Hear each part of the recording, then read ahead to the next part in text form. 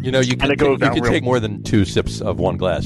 Just one at a time. Well, I didn't put the whole 16 ounces in there. Oh, okay. So you had to make room for the rest of it. I got you. I understand. Oh God, this is such a good beer. It's going to be gone in port no time. glass planning. 16-ounce beer, 16-ounce glass.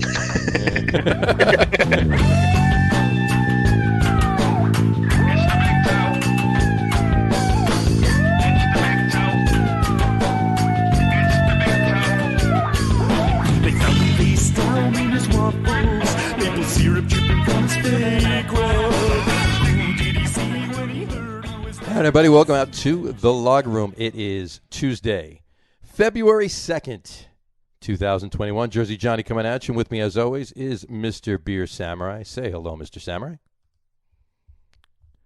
All right, try saying hello now. Here we go. There you go. Hey. You were muted. Yeah, everyone wishes they had that power, right?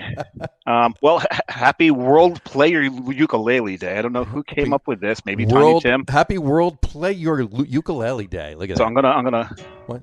Play your not in tune ukulele. Go ahead, play. Well, this is I think what is this? A detuned ukulele? No, I think that's a Q sharp. Q sharp. There you go. Yeah. Whatever. We'll put this over here. I mean, I can play bass. I can't play that. Right, well, nothing so weirdly tuned. Whatever it means. Happy World Play Your Ukulele Day. So there you go. And also, need to say, Happy Groundhog Day. Oh yeah. Did he see a shadow? He did see a shadow. There he is, right there. There's the fucker. Right there. You little bastard. See your shadow. Thanks a lot. All right. Yeah. We need another 6 more weeks of winter. Couldn't they blindfold them? Seriously, there was no sun today. It was snowing everywhere. How the hell did he see a shadow? How about you turn the street light off or do it a little later in the day? I think it's rigged. I really think it's rigged. It's you know what? And how come the whatever the hell he is that pulls him out of his cage is the only one that can hear him talk? Oh yeah. Well, maybe that guy's maybe he's an NFL referee and Brady wanted more winter. You know what? That is absolutely possible. Yeah, I think that's what probably happened. Yeah. Well, why don't we ask our guest what he thinks about it too? Why don't we bring our guest in today? Who's that? Our guest today is Mr. Augie Carton playing a ukulele right there. There he goes, right there. Hey, I think Augie and I can both be on. You think either one of us can get into Radio Pete's band? We could try. We can try. There we go. It was very hard to tune to Q sharp that quickly, but I think I got there. It's Harry Lugnuts' band, but Radio Pete. Lugnut's, that's right. Pete has a side project that might work, but Is it torturing small animals and children? Folks, in case you didn't know, Harry Lugnuts is one of the guys on the sports podcast with me, and the music for this podcast and the sports podcast is his band. So, and that's actually him singing too. So, in case you were wondering. So anyway, what's up, Brian? How is it going? Me or him? Brian just says cheers, Mr. Well, Augie Carton. Yeah. Hey, cheers, Brian. How's it going for me? Good. Snow day, dude. You guys know me. I'm still a child at heart. It started snowing, and I was like, well, I guess I don't have to do anything but drink and sled.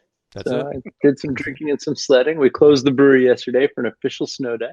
Wow. Look at that. And today we kind of half-ass opened. So last time we spoke, was I full-time brewery yet? No, Had I quit Wall Street yet? No.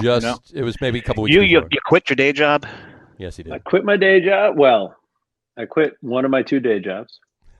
I am now full-time at the brewery and no longer going to or remoting into my Wall Street job as of first of the year. So, congratulations. Thank you. Yeah, it's very exciting. It's a big fucking deal. But yeah, so just what am I gonna do? Drink some tasty double IPAs and that's it. Do some watch my kids sled. We did a big hike and do you got snowshoes? Snowshoes? For some of it. The good news is I have very good neighbors next door with snowshoes. So as long as we let them go first, we just walk where they walk and we don't need to deal with it. That's it. Tamp everything down for you. Nice. That's right. We took a walk up to the we took a walk up to the beach today. The sand was pretty much in Ocean Avenue. The ocean was I'd probably say about 2/3 of the way to the boardwalk. It was very short beach today. So. Wind got the surf up, huh? Yeah, just a bit. So it was weird too because there was we're stepping. There was layers of sand, snow. It looked like a parfait. It was really weird. That was like one of the polar bear plunges we did. The tidal, so the rivers, right? Not the ocean, but the bay, the inlets, and the inlands. They had the tidal ice flow that does like a 3-day version of the shelf up north. Right. Whenever it gets below zero for long enough, it's always funny to see that. Like, wow. So I guess this river or this inlet freezes at about 2 inches at a time because there's 19 stacks in a millefeuille of river ice. Millefeuille. On the edge of it. It's a French cooking term. To river ice. Love it. Layers. Anyway, I'm open to beer. So let's open the beer. Let's do that. There's a reason. You guys. You guys have played along with us long enough to know that I'm terrible at the merchandising and marketing. And I finally have this kid, Ryan, who's babysitting that part of the job, who's doing a great job. But nothing delights me more than when I said to him, look, if you're going to make a whip glass, I just really want one can of whip to fit in it perfectly. Look at that. And my delight at the fact that works now has me drinking whip out of this. You know me, I'm a can drinker. I'm like, it makes me so happy when it pours exactly right every time. So here's to you guys. Cheers. So considering that I have a whip and John has a whip. And I have a whip as well. Can you figure out why I'm wearing the glasses? Devo? No. Why is it called whip? Oh, orange whip. But there's a million things in there.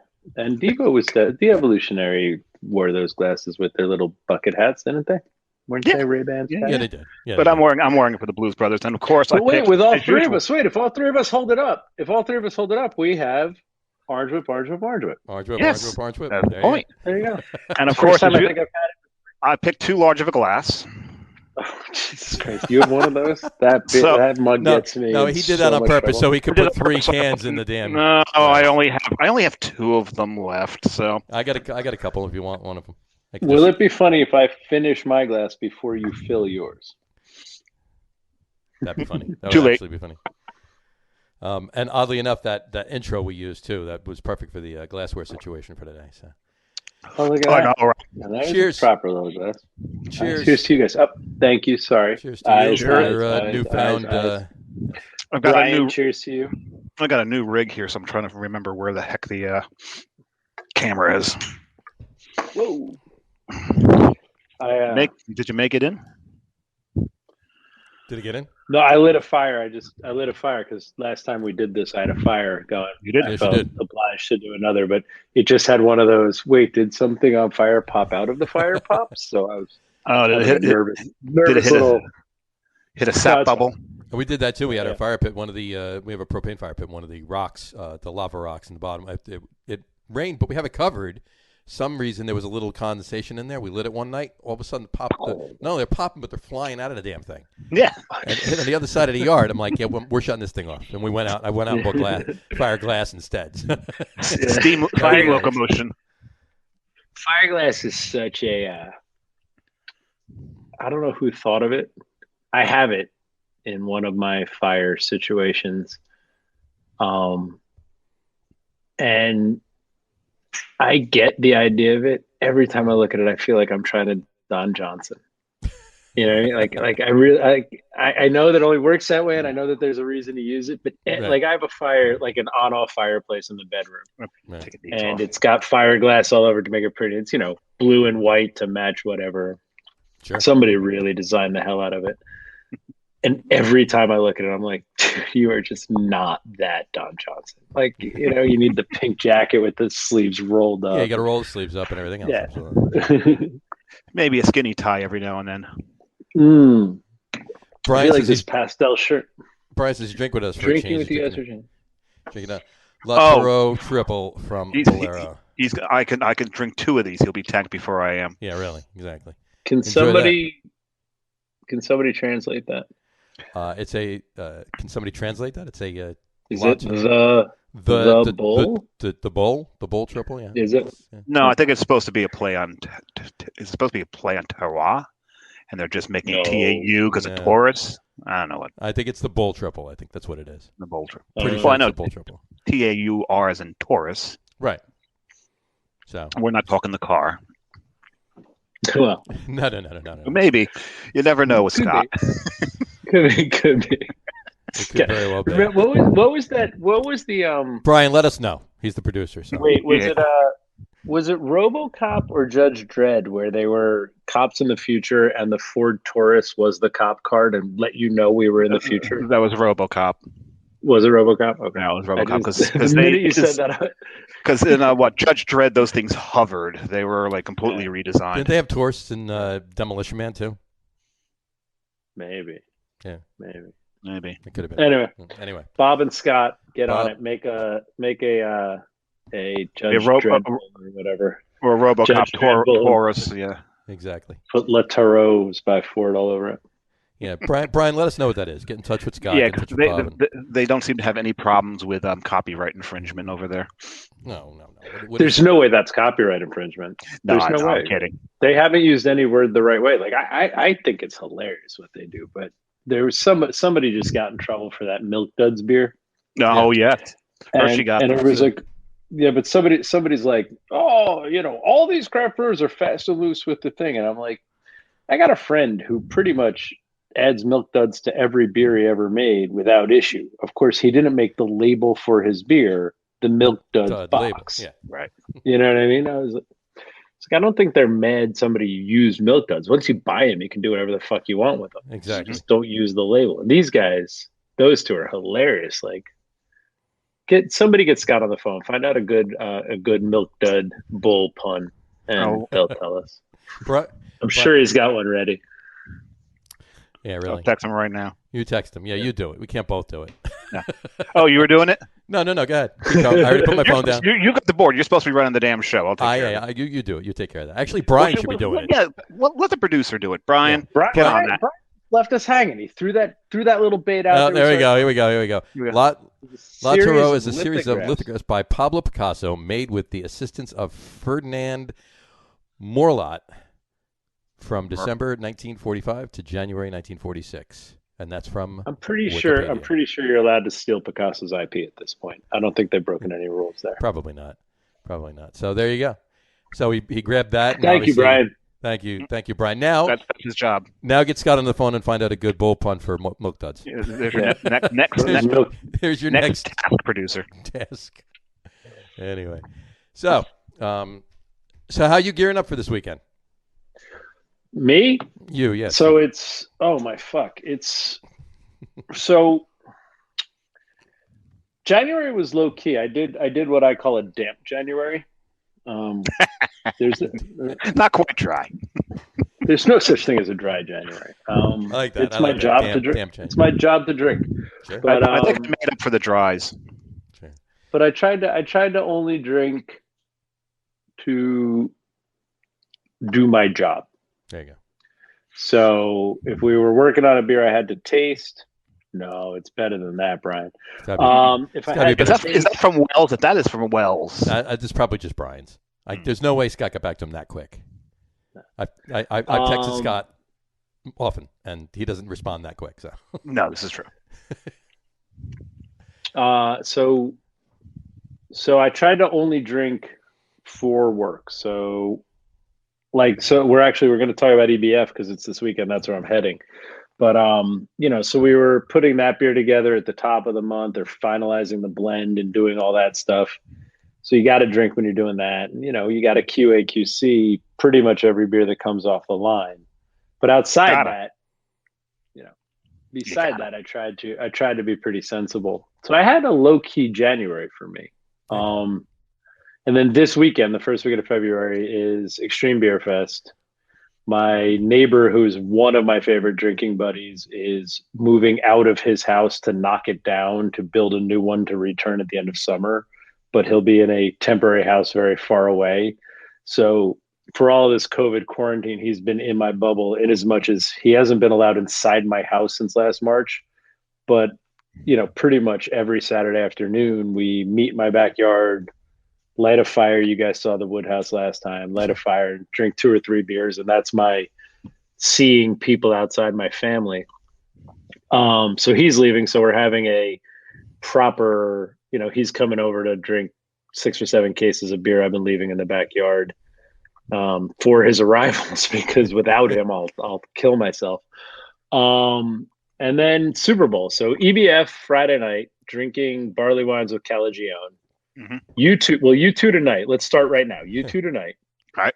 Usually I get 4 beers in during one of these. And then EBF Friday, Knox leaving town on Saturday, and then Super Bowl on Sunday. So this. So you're not sitting pan into the fire. I was going to say, out of the frying pan into the fire. Is that how you say? So you're not sitting in on the second session for EBF. I may. They sent me the box. If you guys want, I got the box. I can show you the box. Hold on. Sure. I'll go get it. Which was super nice and super flattering, and something I'd love to do. This EBF is very interesting to me because of how. So I'll show you guys, for those of you that didn't buy tickets. It came like this, with your official Respect beer tasting glasses stuck in the top like this, which I thought that reminds me of something. I had to make a correction from a previous show, because I think I applied Respect beer as the logo for Stella at one point. Did I not, John? You may have. I don't remember. So, and then when that box arrived, I went, "Oh, damn, it's Beer Advocate slogan." Anyway, don't forget the headband, Augie. So we have these, because one of the Carton family traditions is me and my kids go down to Dogfish and do the Dogfish Dash every spring, where you do some odd shaped, 11-kilometer off-centered beer run around Rehoboth that ends at the brewery, and they just fill you up with his his little sour beers, like I like to drink, the black lime sour or whatever it is. We do that every year, and you get these when you run that. So we have 3 dozen of these color. Yeah. Right. Yeah. So we got 3 dozen of these in the house, but we got another one. So for those who don't know, and then you get this halftime bang tail, which is, I guess, all the companies halftime does business with. You got your 2 halftime koozies for the EBF promoing. There you go. And then you got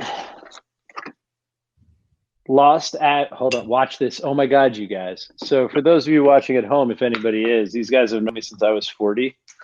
This year I turned 50. And now There's I got the cheaters. readers. I'm that guy now. So hold on. So I got Lost Abbey, Libri Divini, Oak Aged Ale with lemon and vanilla. Oh, I am so looking forward to that one. Small Iced in Space, other half, which I believe is not an Extreme Beer Fest beer, but somebody dropped out and halftime threw that in to make up the slot so people don't get shorted. Yeah, that is correct. I forget who it was who dropped out. Shorts Brews Super Delicious Stout, Extreme Beer Fest edition. Stout aged in Ironfish Distillery maple bourbon barrels. Then you got Double Maple Pusher Imperial Stout with boysenberry maple syrup from Great Notion. I think that is the last one. Then you got Our Little Guy, which is The World Turned Upside Down. I think the Pusher follows you on Friday. Ooh. Then Raspberry Cherry Mango Fruit Burst Snacks Hydro Fruited Sour from Livingston Beer Company. Then you got a Starburst beer, I guess. Beer Advocate, Beer Thug Life, Crowns and Hops, F2020 ×3 triple dry hopped West Coast triple black IPA. A lot of words there. Hazy O, triple dry hop, triple black IPA. And I think that is the 4th beer on Saturday. It's going to be really fun trying to say it. There you go. That's all right. So our Oh So Juicy Hazy IPA brewed with malted, rolled, naked oats and oat milk. Hazy O. Oh, that's Sam's, right? Yep. Black Miso. That one's interesting. We did one of these with Burial last year. We did a white miso cream ale and then a black miso stout, red miso stout. Agent Beer International LLC, Beer International, Russian Imperial Stout with miso. I missed those. I had been assigned to the Great White North. Whoever this is. Then you got old school barley wine, and here's what's fun to drink with you guys. So this one was bottled 2012 A13. I don't even know what that means. Is that Julian? Anyway, I have one of these out of my cellar. I have one of those out of my cellar from 14 to drink with you guys so that I can save this one for EBF. There you go. Then this one, Modest Brewing Company, Minneapolis, Minnesota, Special Reserve Mallow, Oak-aged Double Marshmallow Imperial Lager. That won't be sweet at all. That makes my brewers want to fight, which I delight in, right? The whole idea of EBF is to do something that makes, it's risky and makes people upset. Man, does that upset my brewers. Which I think means they nailed it, right? Your job is to, if you don't run the risk of, somebody's already checked into ours a couple times on Untapped, and it's a very confusing check-in from various people. But one guy wrote, "Pineapple and cherries in a barley wine is an abomination. Quarter star." And I'm like, but extreme. Like, if we didn't piss guys like you off, what extreme thing were we doing? But I loved when I pulled that one out. I was like, does that say double marshmallow lager? And all of my brewers just looked like I had pissed in our own mash tun. I was like, yeah. That's fun. That's great. Screw you guys. Push the envelope and piss the brewers off. Dude, my brewers take, as you know, from the whip you're drinking, my brewers all love my fuckery, or some of them love my fuckery, but all of them cherish Pilsner. You're not allowed to fuck with Pilsner. And, obviously that means all I do is suggest ways to fuck with Pilsner. So, Brian says, it's freaking EBF. There are no abominations. That's what he said. Well, apparently you should go on Untapped. Cartons is an abomination. But now I got to make a barley wine called Abomination. There you go. There we go. And it's to be pronounced like epitome. Abomination. Is it going to be a double marshmallow? A double marshmallow boysenberry barley wine. I control my own brewers at the same time. That would be perfect. Because they're not watching. They're too busy. All right, so hold on. I'm going to put the readers down again. So this is a old school by Mr. Calagione out of my cellar. 2014? Well, there's a date on it somewhere. I just got to find it for you. Well, Brian said he's got a 2017. He has older in his cellar. You think he'll switch it out and save the 17? So I'm assuming he says he's got a 17. So maybe in his box. Well, I thought. Yeah, that's right. So here's what's funny. The one over there, I don't think has a date on it, but this one is bottled on 10/27/14. Okay. The one I picked up in the box, I believe, had a Julian coating on it, which might be something since the merger, but I might be reading it wrong. Let me double check. Bottled 2012 A0'13. Yeah, that's definitely Julian. There you go. So, changing. So Brian, get Sam on the phone and find out what that means. Yeah. Come on. He's still waiting for a reply from Wells. So, you want me to ring Wells up? Be like, "What's up, motherfucker?" There you go. he'll answer for you. Well, he'll answer you and I just an hour from now. Yeah. He'll answer Augie immediately though, unless he's out with his kid in the snow. Is that the 14? Yeah, it's good. It's so good. Yeah. It's so good. Figs are such a good idea in this. Yeah. I forget what year I got from the for the old school. Man, I could go grab it, but it's what else are we doing? The cord's not long enough. The cord's not long enough. You don't worry about it. But you know what? I need to Gene grab Lynch another came in. Gene Lynch has been to EBF with us. Gene Lynch has been putting up. Gene Lynch is, we know you got 2011. Wait, you got it in the box or you got it in the cellar? I got it in the cellar. He got it in the box. You got a 2011 in the box, Gene? And Brian says he thinks I think Augie will more likely answer Sam. I can probably get Wells. There you go. Okay. I'm gonna go check my box. I'm gonna be right back because I need. Why don't you check your box? Canned beer anyway. So hold on. Let's check your box. That's The what she funny said. part about this is it wants to blow off. It's been in my cellar probably since 14, In the box. Gene and got it's it a 2011 good in the box. static cellar. It's a good static cellar, but You've had it in there like since it's definitely 14. bottle. But I would have bought it at the brewery. Mm-hmm. So because you're a neighbor of mine, more or less. You're 20 minutes south of me, Sure. but so Dogfish Head, especially the inn in Lewis, is just far enough away that I can call it a vacation, but do it in a Saturday. Sure. So, and it's a happy space for me. Before there was even a Carton Brewing, we'd go down there, my wife and I. You know what I mean? Like, hey, we need a break. Mom, will you take the kids for a Saturday night? Get in the car, 3-hour drive down there, get a dinner, spend the night in the inn, which is fantastic, drive back. And we've only been gone 14 hours, but we've been somewhere completely different. Sure. So, and I always bought We've done that too. Drive down, go to Milton, stop at a couple other places, head down to stay over, and then scooch down to Burley Oak and head back. And on the Sunday, it's nice that you have the self-control to do that. See, 60 is still one of my beers. Mm-hmm. And when I'm near 60, there's no second location. You know that old adage, like, don't follow a hippie to a second location. Right. Yeah. There is no second location for Augie after. Like, I remember being carefully carried out of Sam and Mariah's backyard because I discovered that there was a fridge near the pool full of 60.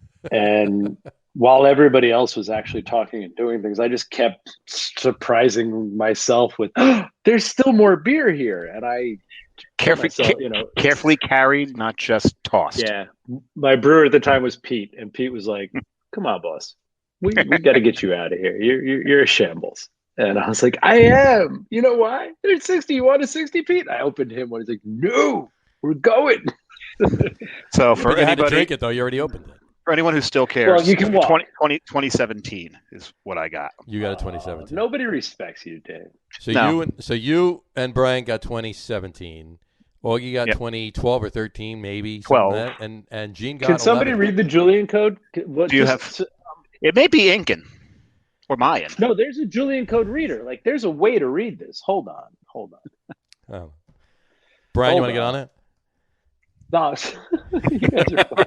We're working them today. Hi, Brian, Julian. Those old school barley wines hold up very well in the cellar. And his name is Altschul. That means old school. In German. Right? German. That's true. So this is your beer, Brian. Beer. This is yours. All right. So bottled in 2012A. 2012A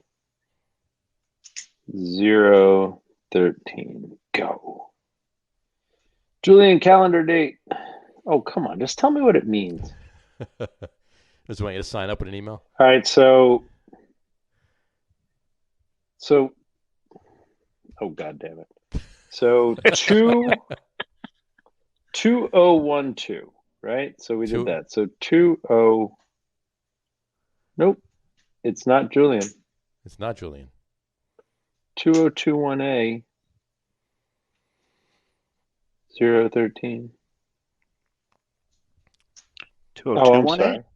You said it's 2012A. 2012A. Oh, there we go. But there's no 0 in the second column. Whatever. All right. Never mind. There is a way to read it. 2012A. This is why when you buy beer from me, it just says the day I released it. Sure. What is it? 2012A, and then what's next there? Oh, wait, here. 002. 2012. So, second day of January.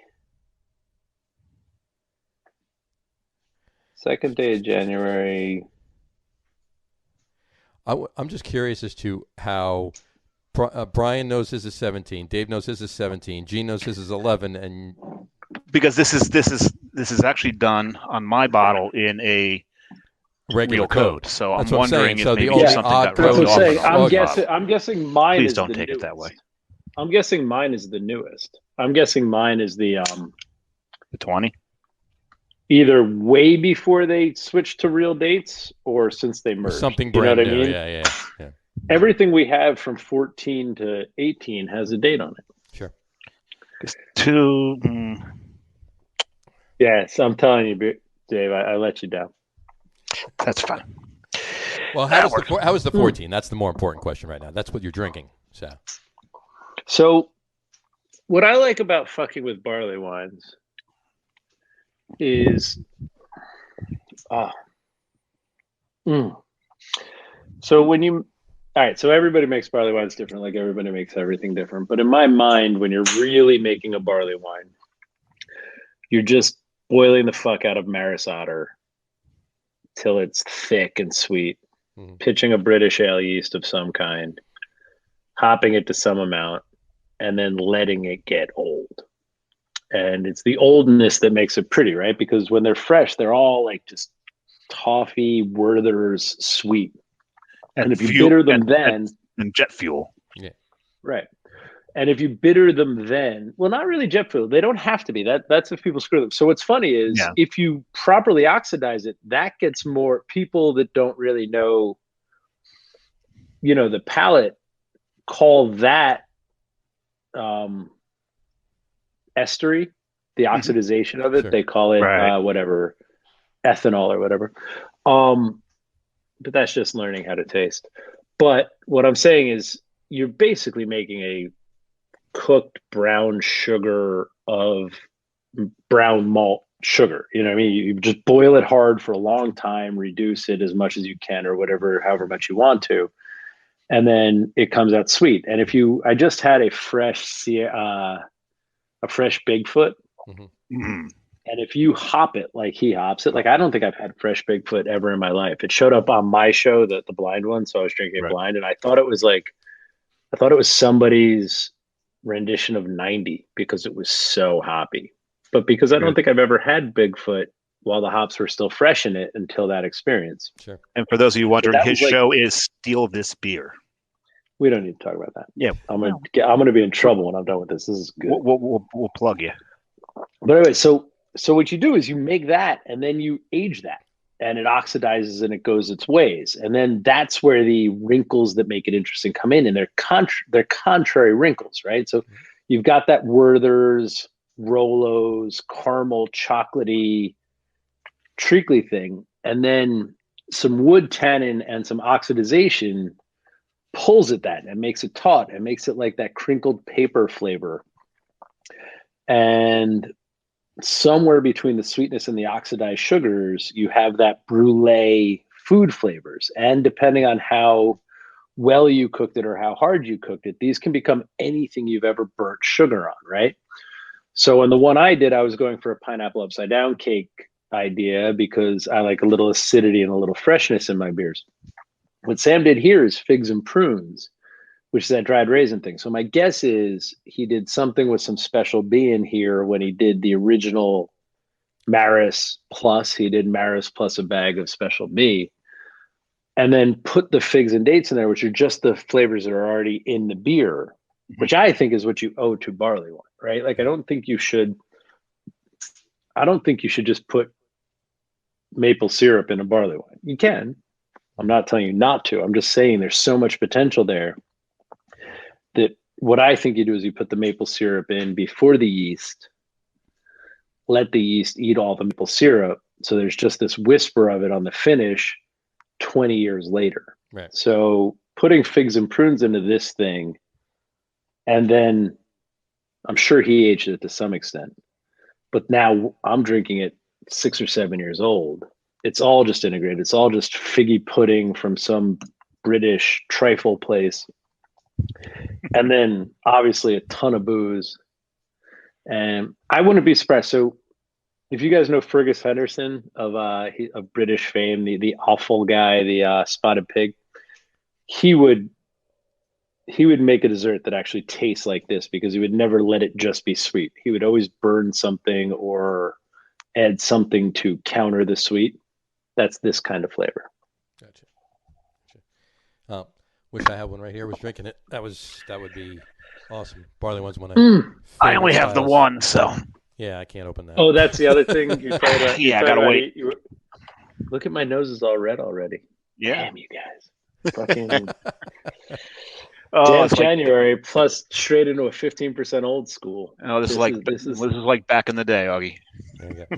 Brian, Brian actually said, he says it's old. He has a 2012E 120 that was, I guess, 120. So. Oh, I'm 120. So Yes, that's the day you're honorary allowed to call 120 IPA barley wine. If you guys aren't down with the don't drink beer section of the interwebs, right, you should be. It's important. This thing is too heavy. I need a lighter, fresher beer, or I'm going to be wasted right away. I'm going to go grab another whip. Go grab another whip. Well, he's doing that. I'm not going anywhere. This time I'm in the house. Yes. So while he's doing go that, through the door, that's to have a slash, if you will. Gotcha. Augie, I'm gonna open another one of your beers, and not the one we talked about. Not the one we talked about, John. I went and grabbed another one, you did. And I will drink that other one later. I'm sure you will. So I don't want to waste your fingers' work through the day. Oh, don't worry about that. We can just call it what it is. So. But I'm gonna open up. You guys, I've added a log to the fire. This was my favorite hangout in a long time. I'm having tasty beers. I'm putting wood on the fire. This is great. I'm actually gonna open one of your purple hazes here. A pineapple haze. Purple. I was gonna say. Purple haze is Abita. You did an Abita. Yes, it is. It is not. Yeah, there you go. So I'm opening the pineapple haze here because you got me thinking when you were talking about the beer that you made for EBF. You've got pineapple. I'm gonna show you again. You have worked pineapple into quite a few beers. I remember one of the anniversary boats was a collab, and you roasted some pineapple for that one. Yeah. So SS Kentucky, right? Yep. There's a series of hops you can put. I went a little vigorous here, guys. My game is. You get a little aggressive with that pour. Can I do it? Will the pellicle break? There it goes. One drip. He would have failed Das Boot. Das Boot. So there's this again. Letting the beat like Sam did with this one. That's pretty. There you go. Nice. Oh, look at that. That's an original Carton Tiku. That is, back before Tikus were a thing. I'll turn it around so we can see the logo. There you go. That's fancy schmancy. So the SS Kentucky that Dave just mentioned, you did that at. I did that at Against the Grain, and then we did it. We do it here every now and then. So the thing there was, I like to let the beer suggest what you adjunct with, right? Like I'm not like, oh, this beer should taste like marshmallows. I like to taste marshmallows in a beer and then be like, could we push that in an interesting way? So there's a couple hops in combination that smell like pineapple. And there's actually a hybrid pellet called Zythos that smells a lot like pineapple. Sure. So around the time I met the Against the Grain guys, they were famous because they were a smoke house, like a barbecue shop. And there were smoky aspects to a lot of what they did. And at the time, kind of pineapple-y was a new wrinkle on hops, right? I'm talking back in 2012 or whatever. Sure. But the hop combinations that were pineapple-y we did that first SS 2012 we put together to taste super pineapple-y.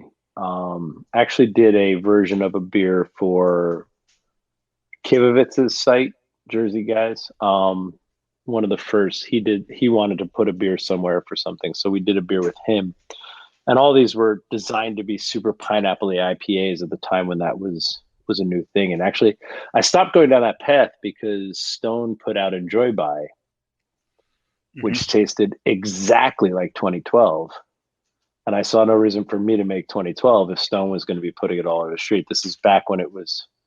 Which year when it was that more, Enjoy By? It was the first Enjoy By. The first Enjoy By. The very first Enjoy By. Yeah, it came out around the same time. It was clearly, I can't prove it, but it was clearly a very similar malt bill, Chico yeast, and a very similar hop bill. And back then, the job of craft brewers was to taste different than everybody else. And since we were a 500 barrel a year brewery and Stone was a 250,000 barrel a year brewery, I figured people were going to get theirs before ours. Sure. So there was no reason for me to make a beer that reminded people of Stone beer. So we just kind of dashed it. But that's when I met these guys, and they were smoking something, and I was like, we smoke. Hey, there is hemp seed oil in this. That one's got CBD terpenes in it. Don't tell anybody. I won't say a word. When I'm saying anything, but you just did. Well, it's hinted at on the can. It's explained just a little. Hemp terpenes, which is code for CBD on it. But which is nothing like THC. Yeah, nothing like THC. God forbid.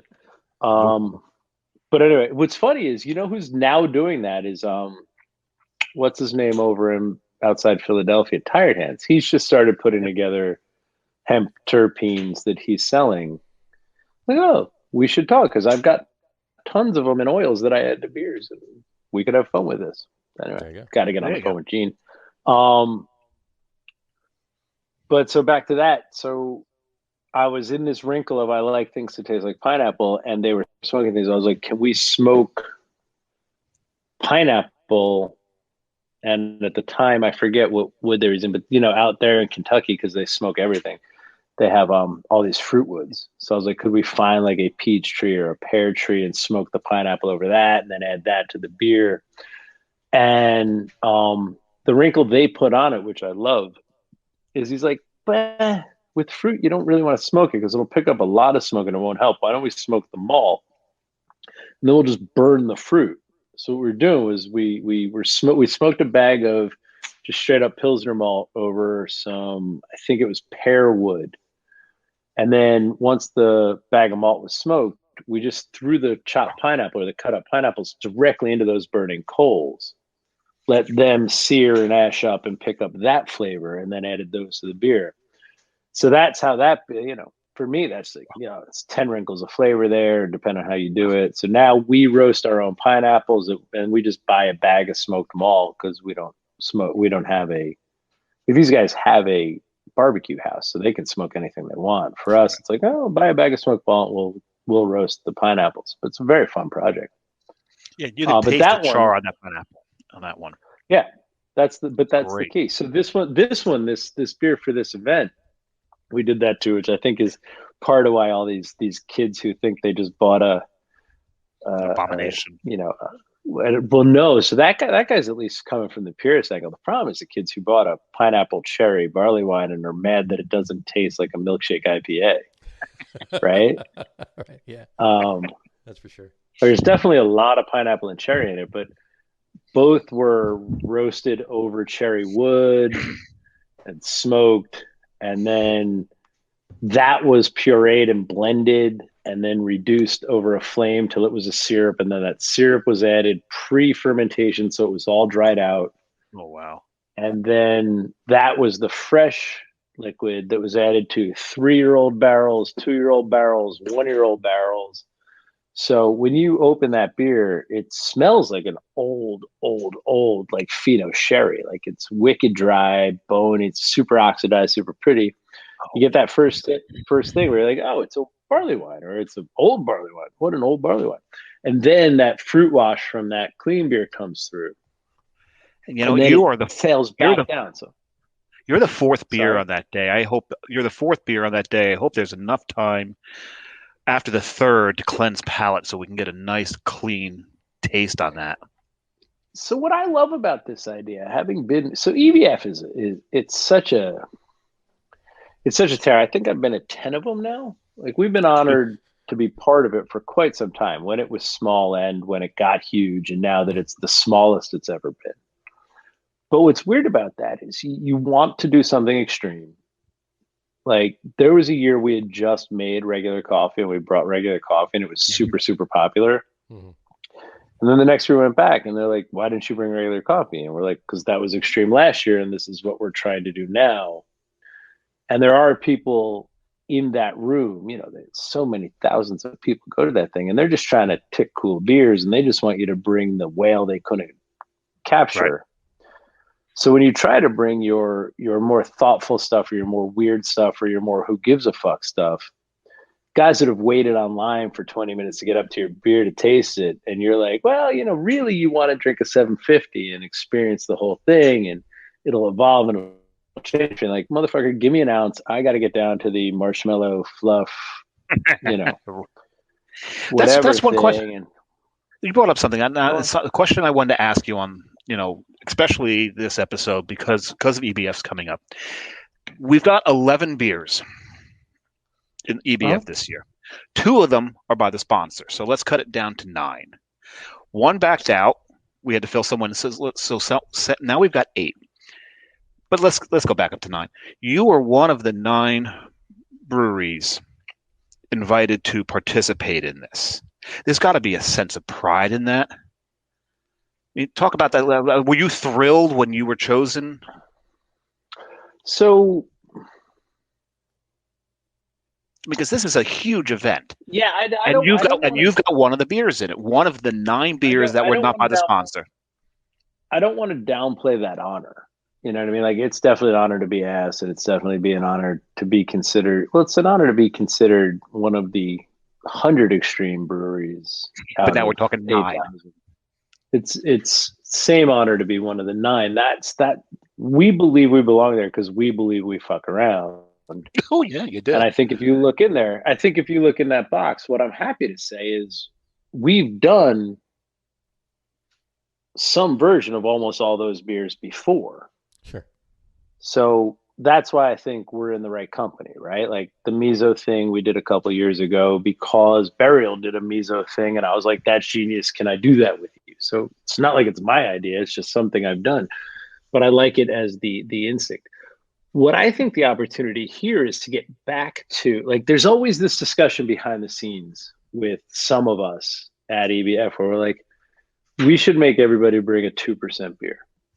You know what I mean? Just to like, where are you being extreme if all you're doing is up in the ABV, quintuple dry hopping? You know what I mean? Right. There's definitely ebbs and flows to this, but there's got to be some, there's got to be something that levels the playing field for experimentation. I'm not saying you don't want to make everybody happy. You want the room to be happy, but you can't win EBF. So if you're not trying to do something out your comfort zone, what do you do? Why are you there? What's extreme about it? It comes into your. I love Sam, but I love Sam being the sponsor. Can do things like that Mace beer he did 2 years ago. Like Mace is meant to make people uncomfortable. Mace is meant to make people uncomfortable. He made a beer with Mace in it. Some people got mad at him because they were uncomfortable by it. Now you talking that? Are you talking the capsaicin-based mace or the spice mace that's wrapped around a nutmeg? No, the capsicum mace. He made a beer with Mace, the company Mace, or something like that. I missed that. Yeah. Well, it pissed everybody off, and rightly so, right? Like it's I came here because I like chocolate. You know what I mean? And well, you're at the wrong show. Well, you should have went to the chocolate EBF. No, but they're at the right show because 99 guys have chocolate something, right? But so it was tilting that way. Right. Right. So what I like about and the other thing is, so there's that thing, Dave, I know I've told you this story a million times before, but when I was like 23 and I was working at a bar on the Jersey Shore, and I was the young bartender with a wine predilection, the owner of the bar. Wine predilection, that is a understatement.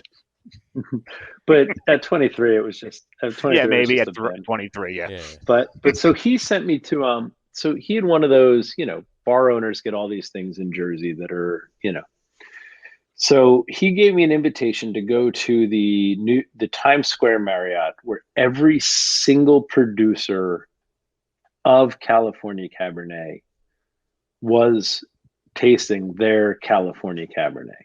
It's 1992 or 3. I'm 22 or 3 years old.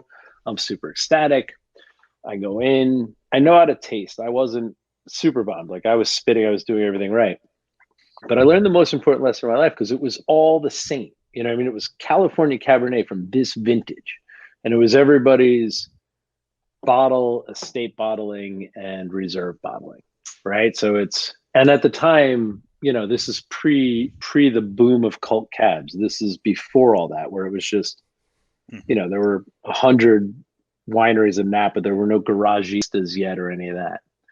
So it's the 100 wineries, and so 300 wines, and you go around, you taste, you taste, you go back there.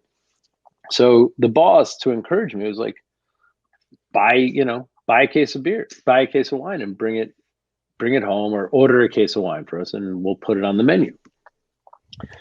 And when I was in the room, I remember everything was 90s Cali, right? So Wine Advocate hadn't destroyed California Cab yet.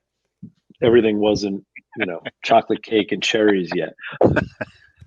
But the dominant aromas were like, you know, currant and cassis and cedar and pencil shavings, and just really neat kind of pencil shavings. I've not heard that one. That's but so yeah, it's I get it. I get it. Yeah, I get it. But I never heard it described that way. Right? Graphite plus cedar. Yep. But so it was all those things that I was super intrigued by. I was super loving it. And I remember this one really, like, I was like, this is the one. This is amazing. I fucking love this wine. It's just so extracted, and it's got all this stuff. So I ordered the case. It came in. And luckily my boss wasn't as critical as I was. He's like, great wine, good job. And then I tasted it, and I fucking hated it. Because it was so bombed out with all those things that everything in the room was. That's why it stuck out to me. My palate was tired. I wasn't thinking straight. And it was more alcohol, more cedar, more, you know, more cassis, more blah, blah, blah, blah, blah, blah, blah, blah.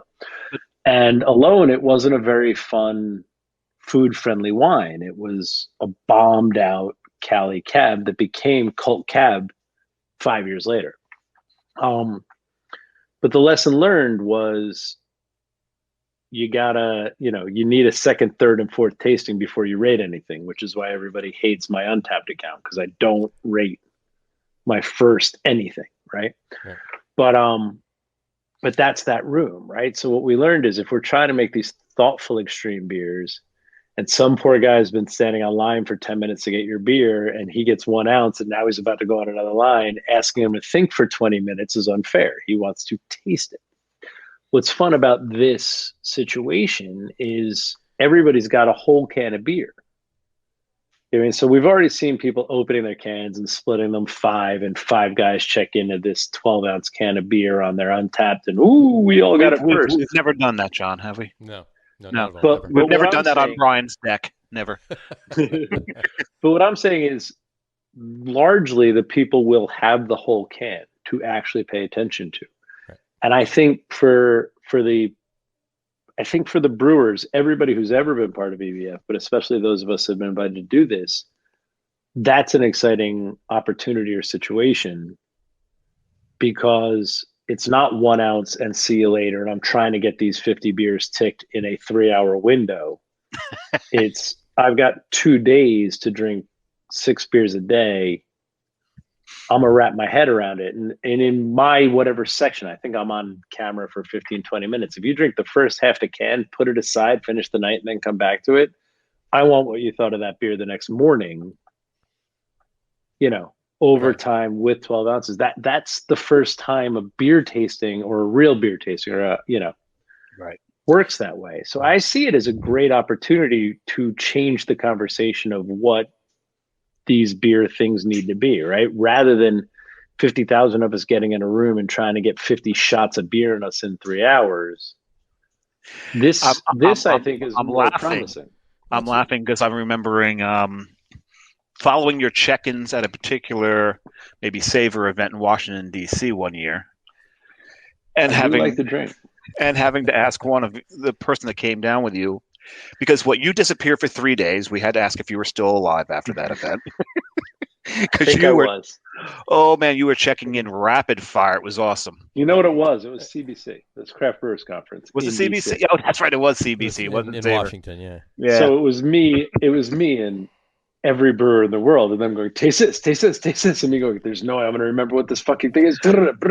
Untapped was the biggest asset in the world that weekend. Sure. Like I drank. Because when you came to 3 days later, been to Church Key?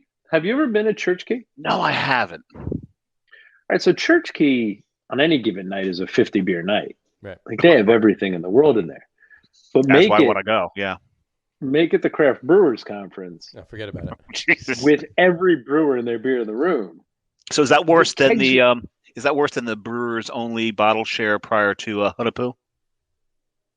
Oh, that's nothing. That's oh, jeez. That's nothing. We mostly drink walk in the park compared we just lie to you guys. We drink lagers with that. When you mentioned before about the whole and it's definitely a new a good thing that they can come back to the beer and taste it again, like you say, and everything else. What I try to do at EBF or any beer fest really, but especially EBF, is I'll note either in my mind or on my phone. Usually in my mind earlier on, and then eventually in my phone because your mind goes right. But then after a while, you can't read what you typed on. This is true too. This is true. But I'll save the last 45 minutes or so of the beer fest and go back and have a certain amount of the beers. Okay, well this one I got to taste again. This one I got to taste again. This one I want to taste it again. But there's that risk of. There's the risk of your palate being exhausted by that point. There's also the risk. There's also the risk in that situation of it going away. Right, and there's always one or two that I miss. There's always one or two that I miss. So the fun of EBF, the fun of having my podcast and being part of EBF is you got to spend an hour or two with the beer people. Whatever. But so Justin would figure out. Basically, we wouldn't ask anybody to be on the show the night before. Now, he's your producer, right? Yeah, let's say yes. His job is producing. But Justin would show up the night before, and he just walked the floor. And Justin doesn't have my bad behavior, so who does? Justin would be like, "These guys are great, so let's have them on." And basically, he'd invite them from that night, like, hey, come to the hotel, we're going to set up a recording thing, bring 2 beers, and Augie and John will drink them with you, and it'll be awesome.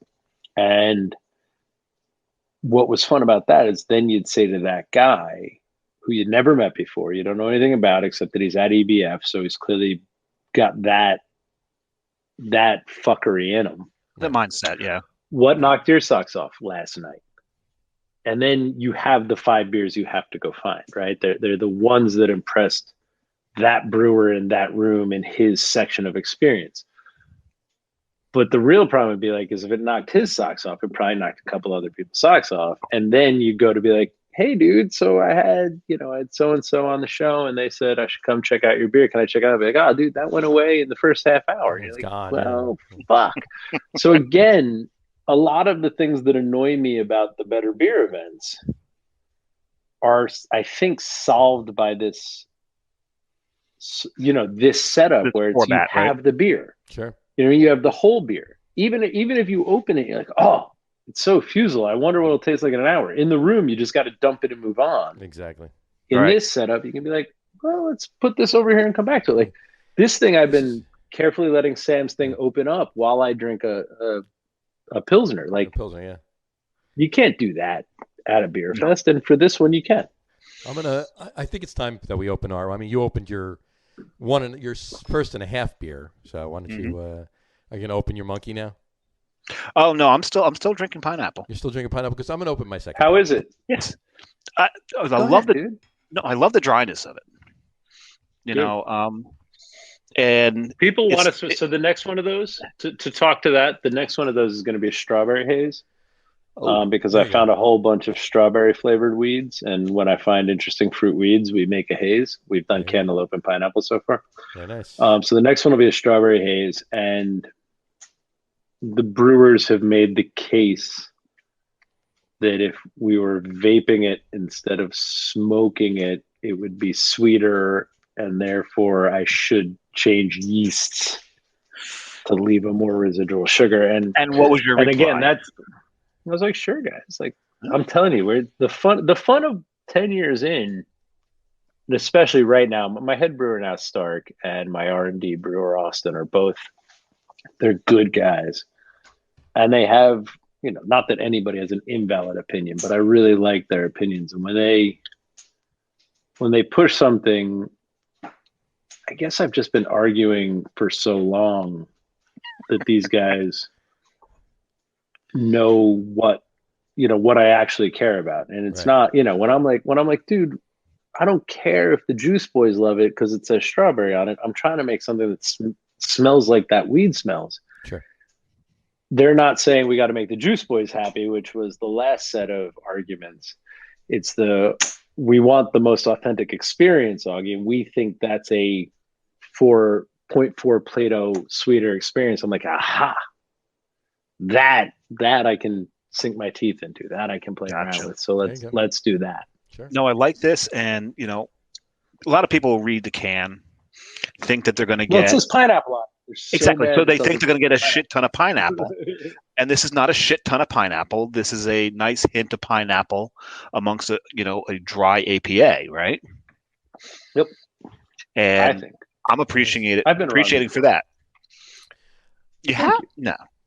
So I'm definitely appreciating. John, why aren't you actually drinking? Why did you have me on? I was about to. Why did you have me on? Force me to drink fucking 15% barley wine against my. He's waiting for January. He's waiting for us to shut up. I just finished my second. I just finished my second whip. I didn't announce that I poured a second. Because I'll tell you this. He probably has something prepared to say on this, so he's waiting for us to shut up. There we go. He's got a speech here. There you go. So tell us why are you opening this one, John? Well, we'll get to that in a second. Let me just open it up and pour it off. Bait and switch. I just finished my exactly. If you can drink a barley wine, it's funny about he can drink a Trappist triple. There you go. Remember it's a quad. It's a quad. Remember when I was tasting this originally? I said I can't tell if he added some special beer. That's just the figs and prunes. Right. Yep. The minute you showed that, I put this to my lips again. I was like, it really is Special B, because that's a Special B heavy beer. And I was like, wait a second, figs and prunes. It might not be fucking Calagione. Damn, Sam. Now, you are opening my favorite Trappist. Hands down. It's hands down my favorite. That mean you haven't had Westerleben? Oh no, I've had Westvleteren. So. Really? Yeah, and I'm sorry. I like 10 better. All right. I like it better than 12. I've had 12. I've had 12, 8, and 6. Westy, I think. I don't remember. I forget the numbers, but I know 12 is their quad. Right. But I like this 10 better. It's just this, and I could sit there and smell that beer all day long. Yeah, before I drink it. John, go ahead. No. I'm just letting this thing. I'm just pouring it and letting it. Let it do its thing. Let it hit your nose. Exactly. So for me, we've talked about Seal This Beer, I think, twice now. So let's make it thrice. I love the fact that you use the term thrice. I think thrice should be used more often. Twice. So the gig of the show, for the one or two of you watching, the gig of the show is we drink blind. Brian and Gene. We drink blind out of black glasses, so we don't know what we're drinking. And it's obviously Brian has done this with you. Okay. Well, he knows he's done it, but he did it in person. So what I was saying is, back when it was in person, the guest would bring the beer, and 2 times Westy 12 came on. So I had no idea what was in the black glass. And I had no idea what shaped bottle it was poured from. It was brought to me in a black glass, just dropped in front of me, and smell and taste it. And if you find those episodes, and I don't know what they are, and the worst part is Kennedy probably doesn't either. But the things I think somebody put into it, like Calagione here, like maybe they put figs in it, maybe they put prunes in it, because that's the school of beer making I come from, which is if it tastes like it already, let's give that a little goose, let's push that. When I'm no idea I'm drinking Westerleben, Westy, whatever. Just call it Westy.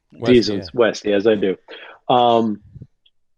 Never did I think that there wasn't something added to it. it's so aromatic. It's so diversified. It evolved so far that just in that glass, smelling it, I could not put my finger on what it could possibly be. And for me, that's the most magic thing a beer can do as a 4-ingredient beer. Like it blows you the fuck away. You can ask them because I don't think those monks have taken a vow of silence. No, but it's what's in it: malt, water, hops, and yeast. Yeah, that's it. They don't add anything to it. It's just what ratios. Pardon me, I have to clean the chair that I'm sitting on. Yes. I'm sitting here at Totes Jelly as you sit there and sip on that. That is one of my favorite beers produced on the planet. Yeah. I mean, Westy's definitely a close second to this. I love West Letteren, but Trappist Roquefort 10 is my favorite Trappist. It's definitely the best part about loving that, John, is it sits. Yeah. It can. You don't need to put that in your cellar. Nope. Because every beer guy with a heart buys it for their store. Mm-hmm. And then guys like us walk in and be like, oh, I guess I'll take this 9-year-old Western. Absolutely. Oh yeah, I can drive half a mile down the road here, even up in Rhode Island, and grab one of them. Wait, if you drive half a mile down the road, you're out of Rhode Island, right? And if he drives half a mile up the road, he's out of Rhode Island. I tripped and fell out of Rhode Island. Rhode Island is about the size of 2 counties in New Jersey. That's about the size of it. Please stop. Still 97 towns, but 2 counties. Actually, Rhode Island, I think, has 5 counties. Delaware is the one with 2. There you go. So, we got another. But do the towns change name every 2 traffic lights, like Jersey? Actually, no. It's very much like Jersey, where they have the principalities, the towns, the municipalities, that is, and then there's all these little villages within the municipalities. Like when you start getting into Central and South Jersey, it's not so much true up in North Jersey, but definitely down in South Jersey, right? Yeah. Well, except that, let's face it, there's a baker's dozen worth of oranges in North Jersey. So. And there's just no, what is it? There's southeast, west, and no north. Orange. Southeast. There's a central though. There's an orange. Oh, there's just orange. Yeah. There's orange. Yeah. South orange, east orange, west orange, and orange. Yes. Yeah, and no north. So, can anybody in the chat, any of the half a dozen people paying attention, does anybody have this old school? Does anybody have this old school in their cellar? Like, I just thought it'd be fun to pull out because I'm trying to save this. I'm trying to save this box for the actual event. Right. You know what I mean? So for I just Saturday. That's supposed to be drank on Saturday. Friday, Saturday. But what I'm saying is, trying to save the box for that. I was like, but I got one of these, so I'll just open it with the boys. It's lovely. Like it's super lovely. It's so good. So good. Isn't it lovely? Brian says he always has Roquefort at home. Oh, thanks for not opening it when I was there. Thanks. You just timed yourself out there, Brian.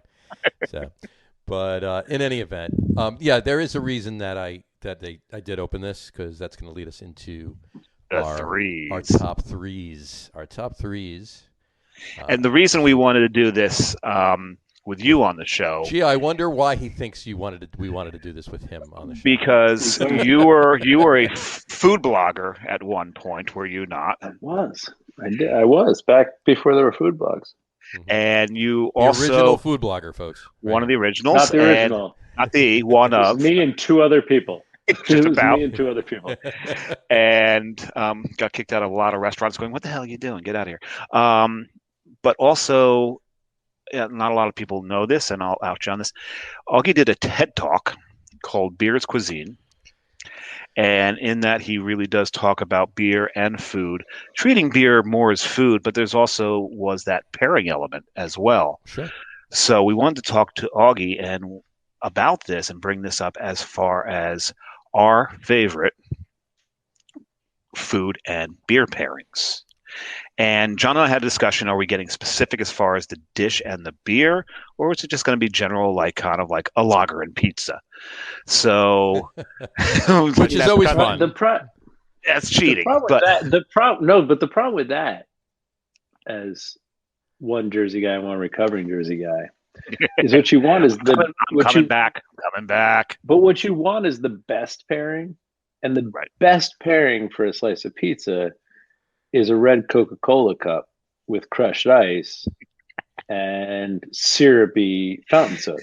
And that crystally red, yes.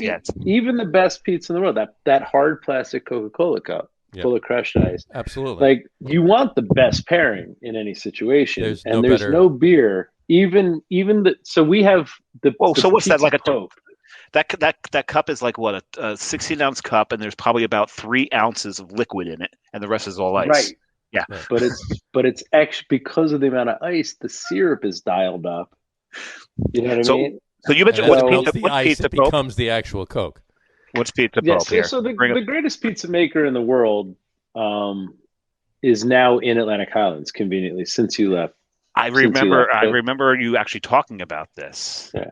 But so he's here, and I make a beer for him. Like, I make a version of Web called Fruscia, designed around eating his pizza. And he's on the TV show Billions. He literally is the best pizza maker, I think, anywhere. He's fucking genius. So you're saying that when I come back, designed. When I come back, my welcome back party is going to be there? No. But I'll get you a pizza. You don't have to wait for the pizza. We'll get you I can get you one pizza out the back door. But there's no way I'm going in that room. But anyway, so I make a beer specifically designed to go with his pizza. But the truth is, a slice of pie out of a Jersey shop with a red plastic cup of crushed ice and Coke is the best pizza and beverage pairing there is. So don't give me your Chianti and the crazy ass Fiasco. Don't give me my beer with his pizza. You're grabbing a slice, a twice cooked, crispy bottom, hot top, gonna burn your face slice. You want a fucking red plastic cup of Coca-Cola. Absolutely. But Coca-Cola does not fit our topic here. We are talking about food and beer pairings. Yeah. So go on. So throw us yours, Augie. Why don't you start? Yeah, start us off. So it's funny. The beer you're going to open next is Monkey Chase the Weasel. Yes, it is. Actually, I'm open now. I'm going to open it right now. Okay. But I try to identify those as Highlander Weisses because I'm not from Berlin. So it's not a Berliner Weiss. No. And we're not in Berlin. It's not a Berliner Weiss. It's our thing, but it's inspired by them. And what we do is this is one of your old school and originals. It's going into the original proper glassware. By the way, did I show you guys? I love. Anyway, and I'm coming down for that. You know, you're selling that in the. Are you selling that one? I think so. You got to ask Ryan. I don't know. Because I need that, and I may need that shirt. I may need that shirt you're wearing too. This just came out. This is actually, if you have this can. This art on this label is one of my brewers, Max. So when Max did that label, Ryan made him do a shirt too. So this is Max's art on a shirt. What variations that come in? You got the long sleeve crew neck. Do you have a V-neck for women? I think that's it. I don't think so. I don't know. But anyway, so back getting out of the merchandising portion of the show. I'm sorry.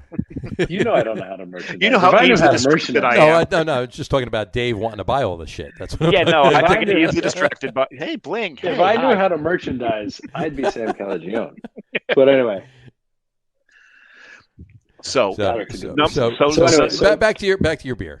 So I'll keep it simple. So my favorite beer pairing is, so for me, God, I love this. There's all the meals you're gonna have, and one of my favorite meals is that picnic with my lady love, right? And my favorite picnic thing is just cold ass fried chicken. Just buy fried chicken the day before, salt it while it's hot, throw it in a napkin, wrap it in a basket, go sit on a blanket.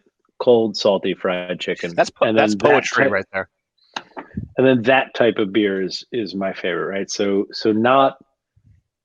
a fruited Berliner, right? So there's a bit of acidity, there's a bit of wrinkle, there's a bit of fruitiness, but mostly it's just a very simple, acidic, little clean thing that washes out the fat of the cold fried chicken. The salt plays with the fruit, and it's all that experience. So our entire Highlander catalog and real Berliners plus syrup and a whole school of Berliners that aren't this new wonder. Like, so Trillium now does what's become the fruited Berliner thing, and they have one called Daily Dose, which is my favorite new beer. And we're working on a series called Puree. I got a few in the fridge, yeah. Yeah, but we're working on a series called Puree because there's something to that half fruit, that half fruit, half sour. What's it called? Puree? Kind of pure, Pure -YAY. Okay. Puree. So it's like a kettle sour or? Well, it's a kettle sour plus it's 50-50 juice, so it'll end up around 6%. But it's what we used to call a radler, but using a sour instead of a lager. Right. And that's what I think all those beers are. That's what I think all those beers are, but they've become known as fruited Berliners. And I don't mean that because those are too fruity to play this game. The ones that are dried out, the ones that are still see-through light yellow, and crispy fried chicken. So anybody's real Berliner, Westbrook Goza, any of those with cold, salty fried chicken on a picnic with your lady love or your gentleman love, whoever you may be. And so that's one. So you brought out the Roquefort. The other one is the horrible, angry Spanish and British blue cheeses. Oh, love them. Like the ones that just hurt your face. Nice vein, Stilton. Cabrales and Stilton and all this. With one of those beers, this kind of beer. But keep in mind, this barley wine is striking me far more Trappist than barley wine. But any of those really sweet, really fruity, Special B, Crystal 60, really fermented, dried out, old, sweet ones with that angry fucking blue cheese. But what about a Gorgonzola from Italy? Like even a Gorgonzola from Italy. Yeah, but those are too sweet. Gorgonzolas are too sweet. You need the Gorgonzola that the guy forgot to put away last night. The beer needs to save the cheese. The cheese needs to be so mouth drying and brutal, so blue and so angry that without the sweetness of the beer, you wouldn't have a second bite of cheese. And the beer needs to be so brulee and sweet and treacly that you wouldn't drink the whole beer. To wash off plus the other, to wash off the curd off top of your palate, right? Yeah, exactly. I need a piece of the cheese. Oh fuck it, the beer. Oh, the beer's too sweet. Oh, more cheese, more beer, more cheese. Yeah, exactly. I love those cheeses. I can eat those all day. I can eat them, and I need the beer to wash them down. But I can eat those cheeses all day. So yeah, absolutely. Well, yeah, but you learn that those first times you have it proper, like Pedro Jimenez, and you're like, fuck, I'm not sure I'm ever going to taste again. And then you chase it. You're like, oh, that's really nice. I want more of that cheese. Then, I know. I need more of that beer. So the cheese is the want, the beer is the want. The cheese is the want, the beer is the need. Sure. Yeah, exactly. They But and then finally, it's just a burger and a beer, and I don't care what it is. You stole my number 3, so that's a segue into my 3. All right, so do yours. Yeah. Because my third is, and John knows I was struggling with the third, so I decided to go simplistic with the third. A nice bacon cheeseburger on a brioche bun with a Guinness is just, to me, heaven. Guinness is one of those classics. And it just pairs so well with a burger, especially when you've got bacon on it. It's not nitro carton of milk. You sure? I gotta go. I'm sorry. I gotta go get it. Now you gotta fight. I gotta go get it. Don't start shit, John. So now, hold on. Now, Dave, I'm gonna interrupt you because you're close to what I was thinking, but a little different. And that is, truth is, any bar you're getting a burger in, because there's 2 kinds of burgers in the world. The slider and the bar burger. One is 4 ounces, one is 8 ounces or 16 ounces pre-cooked. But the big ass fucking bar burger that goes with a beer, every bar has their own, and there's no 2 the same. So you can't mandate brioche bun, you can't mandate all that. It's their burger. But every town has the place you go for a burger and a beer. Mm-hmm. And those bars tend to be so, Barnacles, but we've got others too. But what I'm saying is those bars tend to be so old that it's not like they're not updating their tap list every day. There's the 5 taps they have, but there's the beer and their burger. And there's definitely places it's Guinness, and there's definitely places it's Sierra, and there's definitely places it's Sam Adams, but they find their groove where the beer and the burger go together. And that's what I'm talking about is, all right, the one draft I would pick on their 5, because, it's always going to be Miller and Coors and Bud, and then 1 or 2. Right. So whatever beer I would pick on their list, and sometimes that's going to be Guinness, plus their burger, how they do it. Sometimes it's the bacon cheddar burger. Sometimes it's the English muffin American burger. Sometimes it's the brioche, jalapeno cheeseburger. The New Jersey morning burger. Yeah, there's always going to be that way, the way they find their balance, right? So you put pork roll, egg, and cheese on a burger. Yeah. I feel like maybe you want, if you call it pork roll, egg, and cheese, maybe you want mine or Mike's beer. If you call it Taylor ham, egg, and cheese, maybe you should kill yourself. I don't know. Let's not start that war right here. Well, you know what? Like, look, you know what I wanted to do? On this show, I wanted to stick that bullshit to Eric, but I didn't want to do that for Eric. On this show, we call it Taylor pork roll because it's what it says on the package. But no, you hit my point there, where it is what they have on tap, and a lot of places that have really good burgers may not be craft beer joints. So pairing a Guinness with a really good burger, and the other thing is when you've got a really good burger, so there's places that I know that have great burgers, like let's take Cloverleaf. They've got great burgers, right? But if you're drinking something that's along their repertoire of craft beers, where you've got some really good stuff there. You've got such a flavorful beer that sometimes it steps over the burger. So I want a beer that's got enough beef to it to stand up to the burger, but it's also kind of get out of the way of the flavors of the burger. That's why it's like I like a Guinness with a bacon cheeseburger, because it's got enough to it, but it's also thin enough that I'm tasting my burger. I'm tasting every element of that burger as well. Well, to be fair, and here's where I'm going to geek out on you a little bit. Please geek away. But when I describe the flavors of Guinness to people that have never applied wine imagination to beer, that's a lot of people. The flavors of Guinness are kind of rotten roasted apples. Mm-hmm. Little bit of sour, and so my joke is it's a steel knife. It's an apple off a steel knife, right? So it's the apple that's been sitting on the ground. Yep.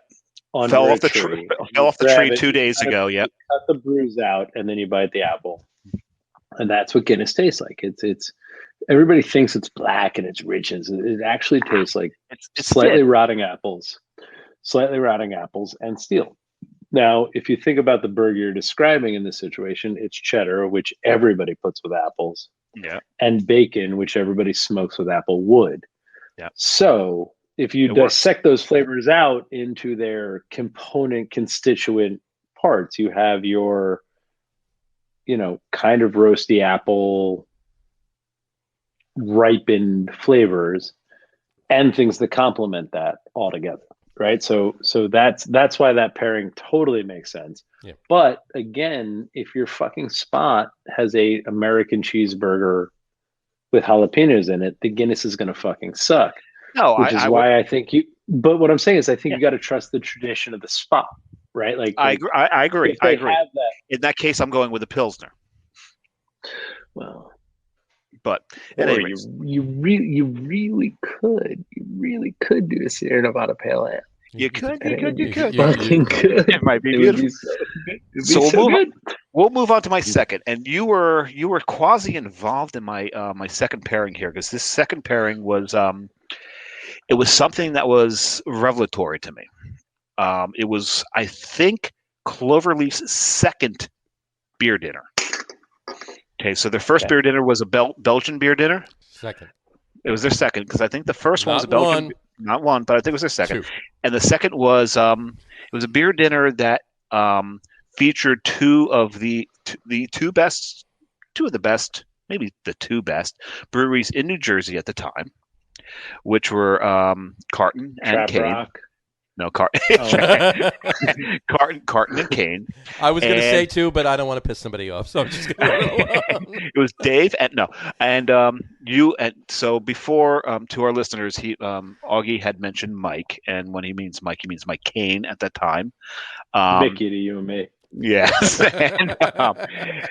And this beer dinner was a New Jersey craft beer dinner, and it was Kane and Carton, and Mike and Augie took turns back and forth pairing dishes with their beers. And Mike had the honor of doing the dessert. And the dessert, no offense, Augie, but the dessert blew me away as far as that pairing was concerned. I don't remember dessert. So what they did is they took Head High. If I'm drinking by the time I get to dessert, I really don't remember it anymore. Yeah, no, I was actually really good at this point, and they took Head High, and they paired it with carrot cake. And this to me, it was beautiful. The reason it was beautiful is this was the first, and the reason it was revelatory to me because it taught me how complementary flavors between your libation of choice and what you were eating, these things could actually cancel each other out. So some of your flavors, let's take the carrot cake. You've got spice in the carrot cake. You've got your cream cheese icing.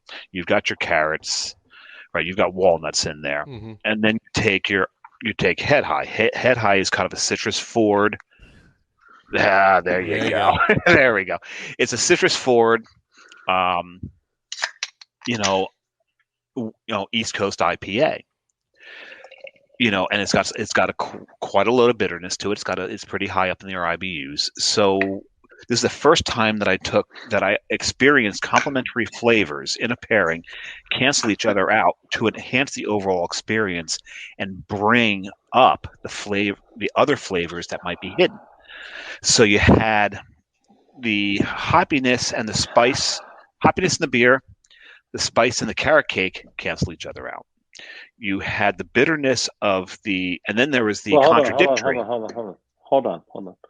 The thing I think you're missing here, and I was there, so you said I was there, so I definitely had it. But what I think would be interesting, what I think would be interesting that I think you're skipping over that would definitely work in this pairing. But I'm not done yet. Hold on, cream cheese icing. That's where I was going next. Would dull the bitterness. Exactly. I'm saying? That was the next thing coming out of my mouth. Augie, but what I'm saying is that would make room for the spice to play with the Chinook in that beer, right? So, yeah. So the spice in the once you have the cream cheese take the bitter out, now the Chinook and the cardamom or mace are going. You know what I mean? Sorry, I'm just. What I'm saying is. But I saw it from the other direction. I saw the bitterness of the beer knock out the sweetness of the cream cheese icing. Right? That's the way I saw it. That's the way I tasted it. Was that cream cheese icing isn't sweet? That's why it's on carrot cake. The fat was taking the bitter out. The fat and the cheese was taking the bitterness out of the beer. Fat and the cheese was taking the bitterness out of the beer. Well, but the end result was that there were elements of the carrot cake that shined through. You could actually taste the carrot. Well, sure. Which was wonderful. So you had the contradictory flavors, the complementary flavors start to cancel each other out and bring out other elements that you would miss in the dessert and also in the beer. Do you have this beer? You should drink this beer. I'm not drinking it now. I'm going to drink it for EBF.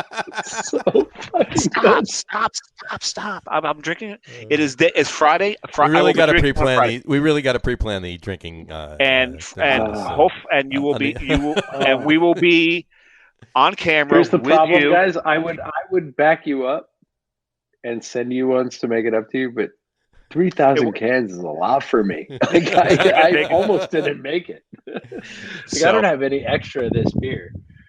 So you're gonna like my number one, except the one you just opened. Yes. No, well, I kept a case. So that's my case. You guys can come here and drink it. I would say, Augie, when I come home, I'm coming to visit once you allow other people in your house.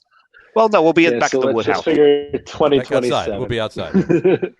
So my number one pairing, and Augie, you're familiar with this one because I've checked it in so many times on Untapped, and I know you don't look at every check-in on Untapped. But I've been so much. By the way, so not to interrupt, I've been so bad about it since I quit Wall Street. So when I would have to sit you would think it would go the other way. No. When I would have to sit down at work 6 a.m. every day, the first thing I did was just bring up Untapped and see what people said last night, because I see it as an asset to me. When I go to the brewery for work, I start talking about the beers. You know what I mean? Like on Wall Street, I wanted to know what was being said about the beer. So I'd immediately jump in and be like, what happened last night? What were people saying? What happened?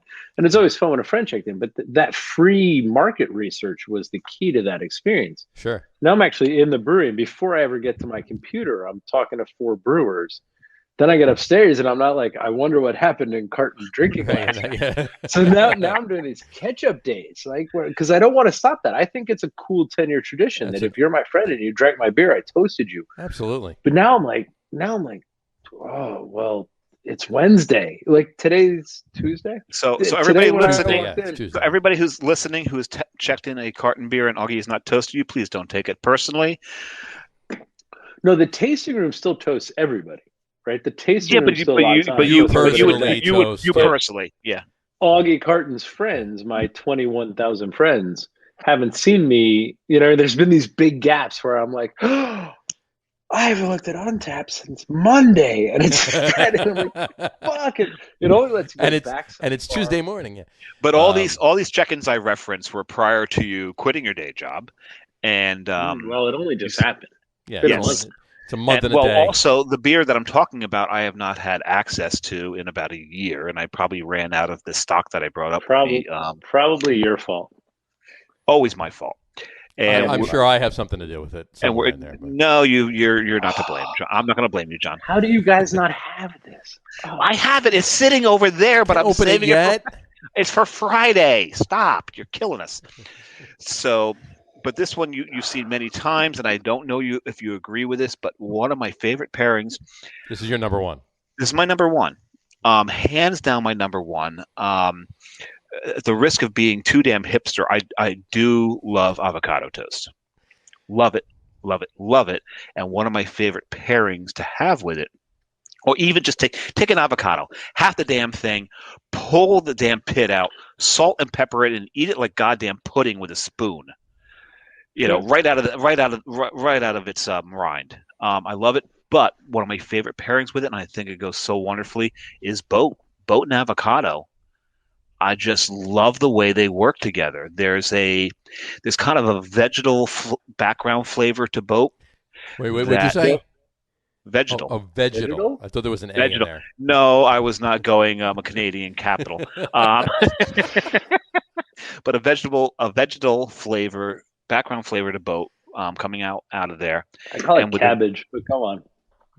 Right, but it will then interact with the vegetality. We're making up words now of the avocado. Well, we say nose feel on every single friggin' podcast, so you can say vegetality if you want. Vegetality of the avocado, and it interferes with that to bring out different flavors of the avocado, and allows the grapefruit flavors of the boat to really kind of pop out as well. And I just love that pairing. And I haven't done avocado toast since I ran out of boat, and it is a cloudy disaster. Here we go. But best friend of Vegetal, John Hall isn't on the episode. Fucking John Hall. Love John. The dry sense of humor. If it's just those side comments that he makes when you talk to him, that if you're not paying attention, you're gonna miss. I adore John Hall. Who doesn't? Who doesn't? But that's my number one pairing. Either avocado toast or straight out. Let me ask you this. Being a guy who has put a can of my beer in the ass of a chicken. I have, yes. Have you He's not live. Folks, the chicken was not live. Don't worry. Right? Oh no, this is a gutted chicken. But, that's why it fit. It was not some sort of weird fetish. So for what you want to do, here's what I want to do. I want you to open your can of boat. I want you to pour half in a saucepan. I want you to put some rice wine vinegar in there. I want you to put some lime zest in there. John, please, John, Brian, take notes on this because we need you. I want you to put on a low flame. So let's go back. So we've got rice wine vinegar, boat. Got half a can of boat, rice wine vinegar, and some lime zest. in the smallest pot you have on a low flame, and just let it cook. Mm-hmm. Just let it cook.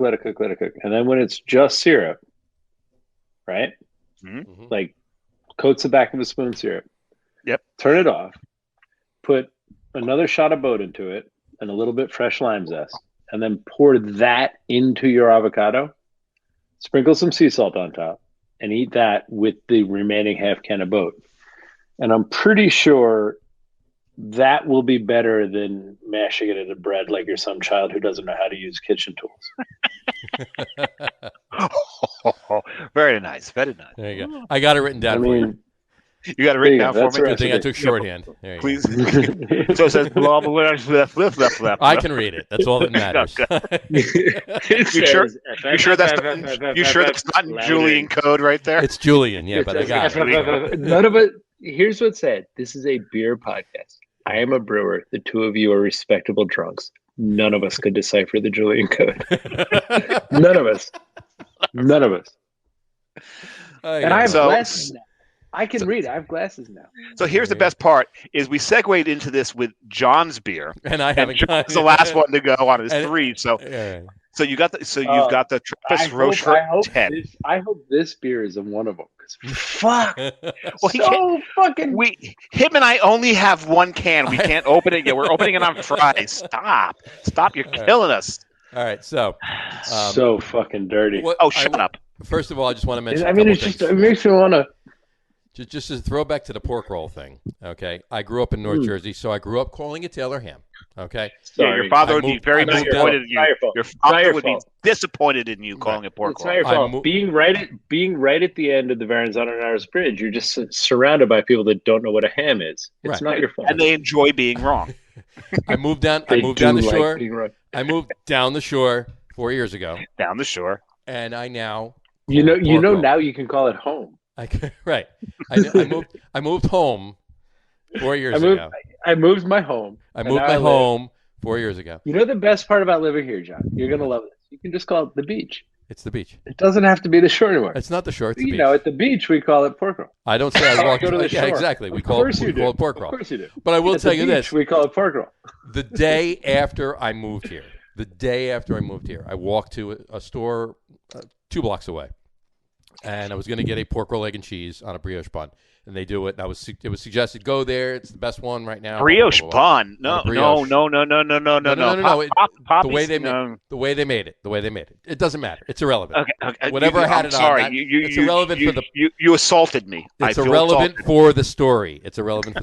Anyway, so I walk over there and I said, "Yeah, can I get 2 pork roll, egg, and cheese?" I said a T of tail, and I caught myself and I cleared my throat. Pork roll, egg, and cheese on a So, and that was the only way they served it. They had it on the brioche. That's it. They didn't have it on anything else. Who are you calling? John Hall. Are you calling John Hall? That's pretty. Finish your 2 quick before he picks up. He might be 2. He's got 3. He hasn't even done 1 yet. No, he just did. He did his pork roll, egg, and cheese and boat beer. He did his pork roll, egg, and cheese and boat beer. By the way. No, he hasn't. He hasn't gotten to the point yet. I haven't even gotten to the point yet. By the way, if you want to fight with people, make a beer called regular coffee and write the word pork roll on the side. You know what, Augie?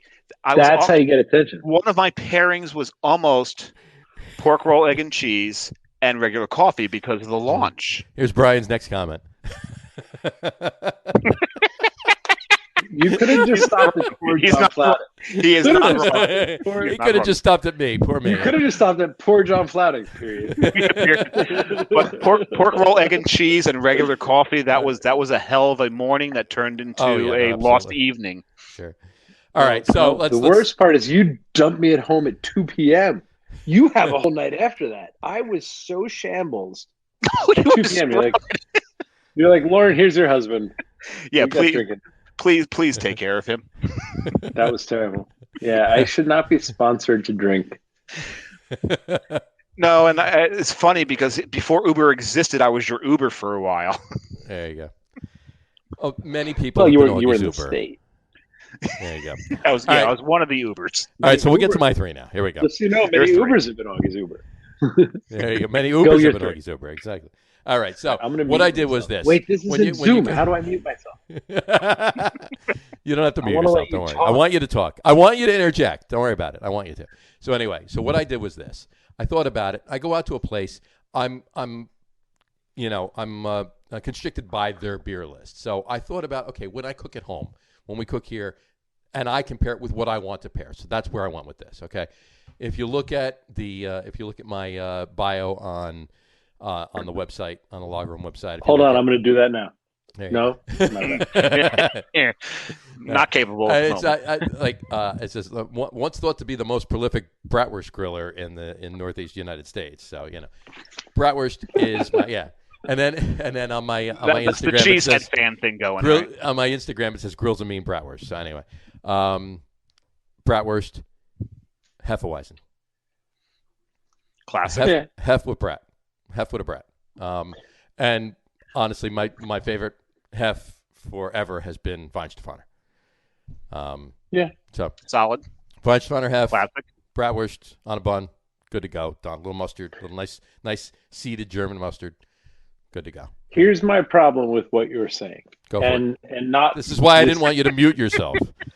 No, but you're absolutely right. Here's my problem. So I don't think I've ever been in a situation where I would. I don't think I've ever been in a situation. I get my guitar. Where I could have that happen to me. Like I'd have to arrange it. So I'm not a guy who cooks brats. And what's funny is my wife now has a brat thing where she does like a whole onion cook thing and a beer thing and throws brats on. And part of that is how cool brats have gotten recently.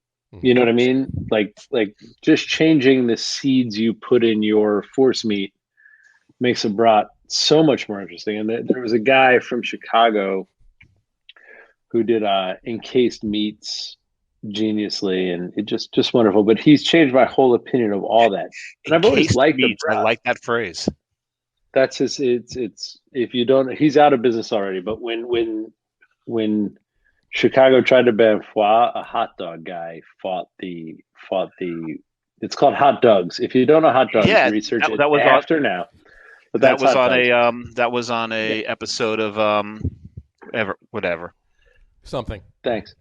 But he's a genius. He's a genius, and I have his cookbook, and I love him, and he always did good shit. And he was great, but he introduced me to the idea of just changing the seeds in your brats, and all of a sudden they became much more interesting because what if, and right. Encased meats or anyway. But I don't. When you say that, I don't think I've ever had that, so I'd have to force it to happen.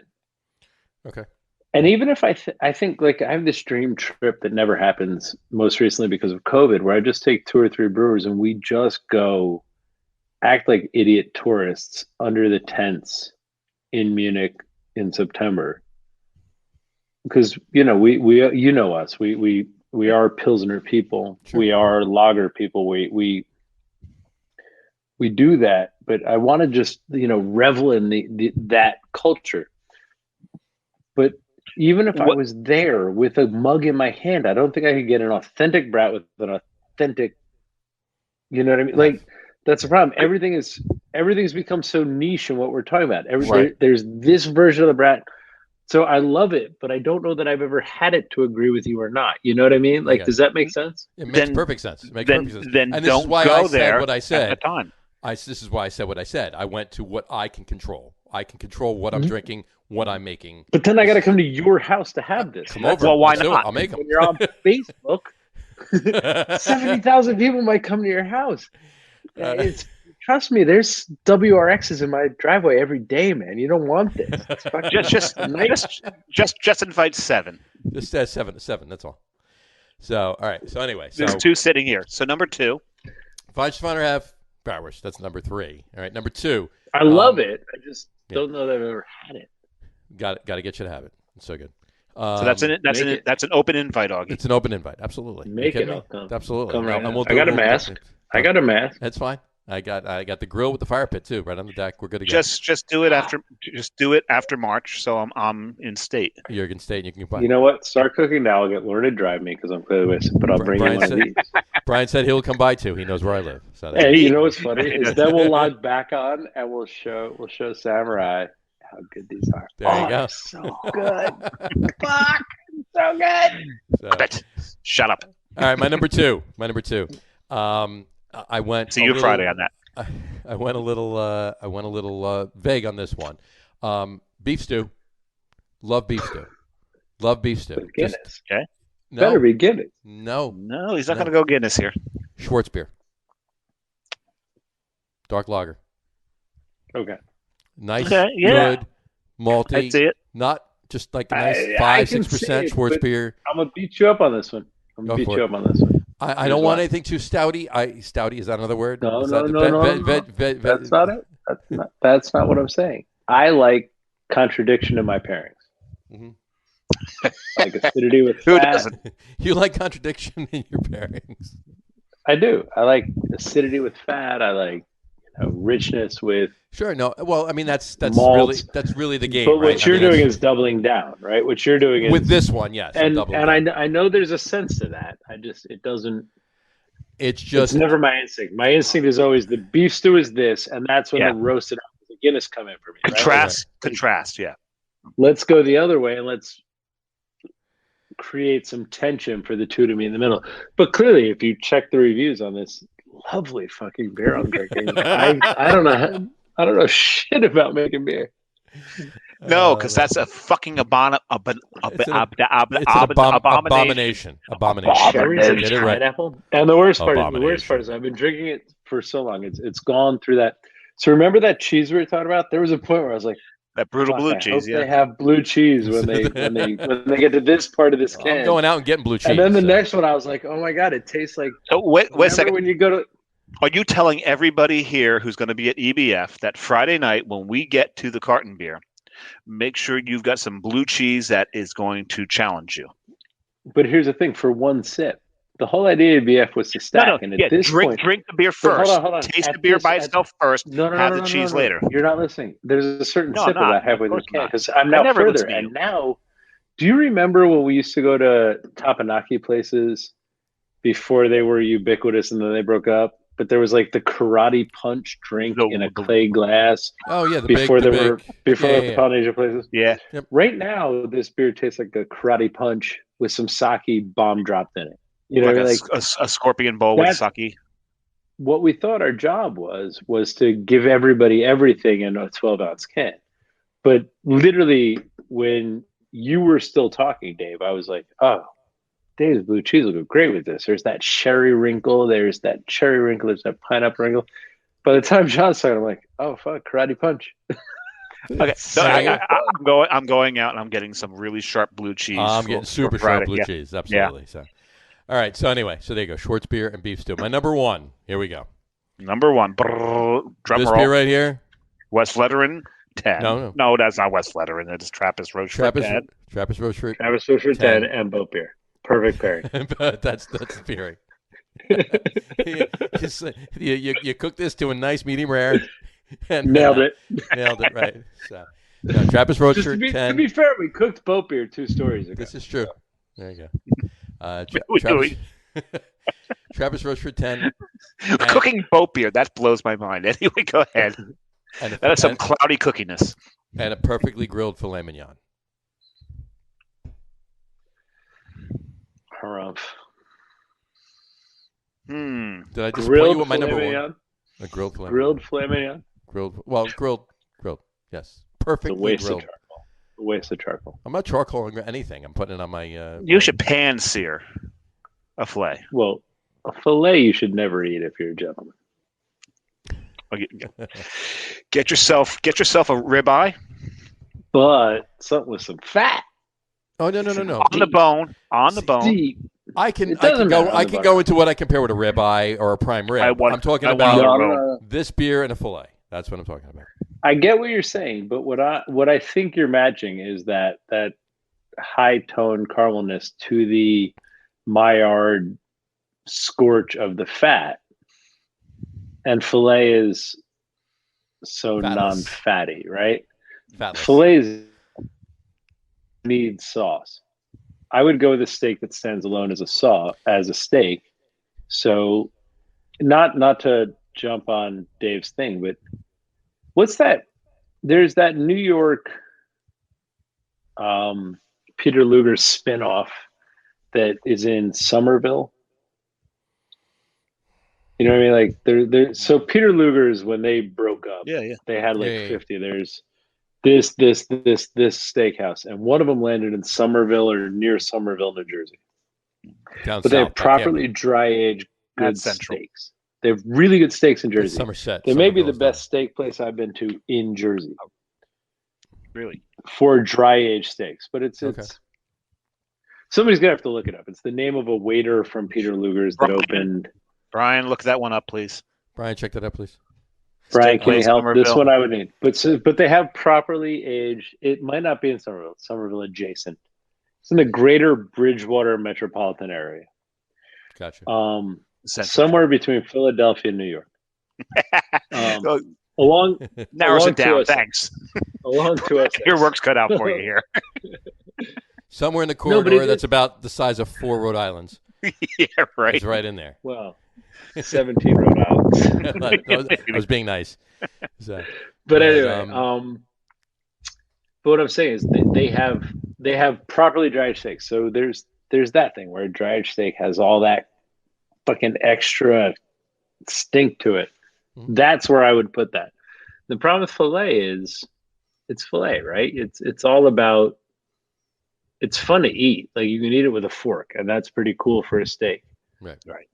But really what you sauce it with is what it's going to be. You can put green peppercorns, black peppercorns, cheese, bechamel, all the mother sauces go on that steak. Mm-hmm. Whereas I think what you want from your pairing is the beer to be the sauce because it deserves it. Well, I don't put any sauce on my filet. When I cook my filet, I use a little peppercorn or whatever, a little salt. But I mean, there's not much of it. It's just cooking it the right way. And when I grill it, I'm not putting it on a charcoal grill by any means, Dave. All right, I'm putting it on. I'm cooking it on my outdoor stove, okay, because it's a propane grill. So, well, if we're camping, I'm not bringing a filet mignon to camp. Okay. I'm just saying, if we're camping and you bring that beer to filet mignon, if you bring a glass bottle of beer and a filet mignon on our next camping trip, I will stop selling oatmeal. Not from Brian, but I've got a text here. Wolfgang Schweiger, is that who you're talking about? Wolfgang's. So Wolfgang's, wherever that is. Is it even near the town I said it was in? It's somewhere in that neighborhood. Yeah. I have no clue. All I got was Wolfgang Schweiger, and thank you very much. But they properly age steaks. So the properly aged steak, where the sauce is unrequired and the fat has that fucking funk to it, beer would destroy it. So I can understand what you're saying because I've had plenty of dry aged steaks and you're the been only phenomenal. person on this chat I can understand what I'm saying. I have never had it with Trappist Roachford 10. So and for that bit of information, my source taking you there.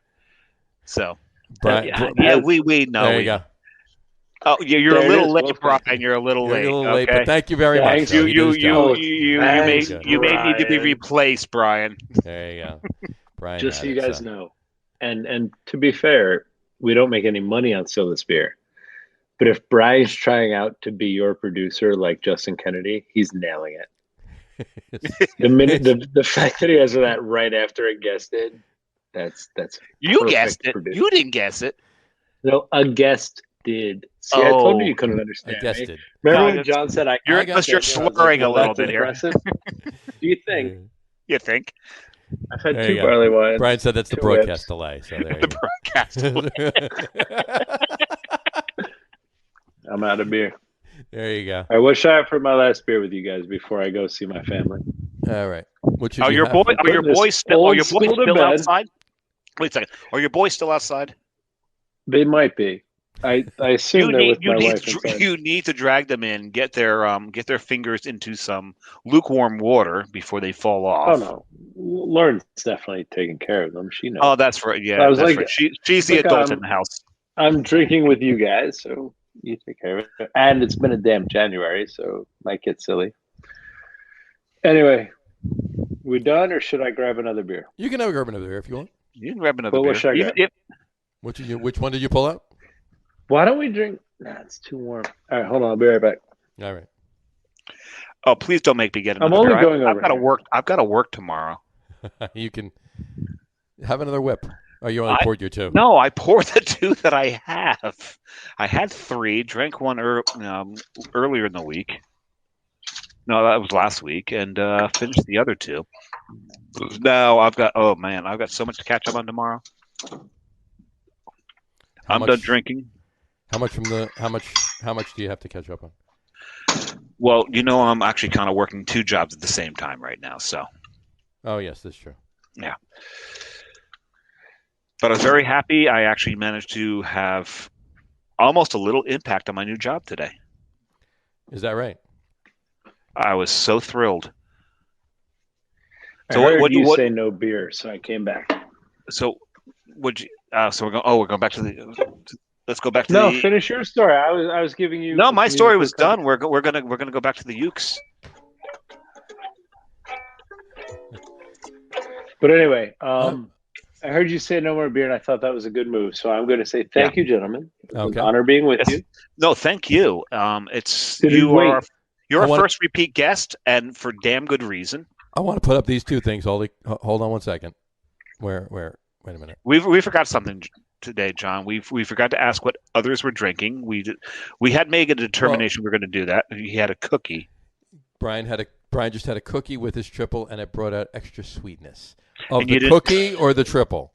Yeah, or Brian, because Brian can be sweet. Or Brian, did it bring out extra sweetness in you? Wait, Brian? When has Brian ever not been sweet? This is true. You know a bitter Brian? I don't know a bitter Brian. Oh, you have not drank with him enough. There you go. I don't drink with anybody enough. There you go. And he just told me to put up Gene's beer pairing. And I don't see it here. Oh, no. Gene Lynch. I got it. There's Gene's beer pairing right there. There's Gene's beer pairing. Well, yeah. That's burger and pizza with beer. That's his. Absolutely classic. Simplified. I like it. Burger and pizza with beer. We did touch very on ambiguous. This. Perfect. Done. There you go. So. But you can't argue it. Yeah. Wait. It just occurred to me, Samurai, are you wearing a T-shirt for this beer fest? Yes, I am. Stream Beer Fest. There we go. Because you didn't order. Why don't I have it? Did you not get I definitely didn't. Did you not get? You didn't get the discount code. Well, do you really? Because he signed up for it and got them. And why did they not send you one? Hey, to be fair, and I don't think you guys know the state of craft beer these days. I was completely shocked when they sent me the box. Right? Really? Well, yeah. Like I have a beer in the box. I didn't think I was getting my beer back. What beer is that, Augie? Was it any good? Have you had it yet? Well, I got to tell you, this is the first can I've opened since we canned it. Like I was very involved in the blend and the mix and the whatever. And the day we canned it, we shot the video for, Beer Advocate's like, can you send us a video about the making of the beer as well? So we waited till the day we canned it. So we'd been, we put the beer down. The base beer in this beer is 3 years old. So it's been going on forever. Gotcha. But when they asked us to do it, I was like, oh, I think I got a beer in mind. So we started fucking around. We started playing.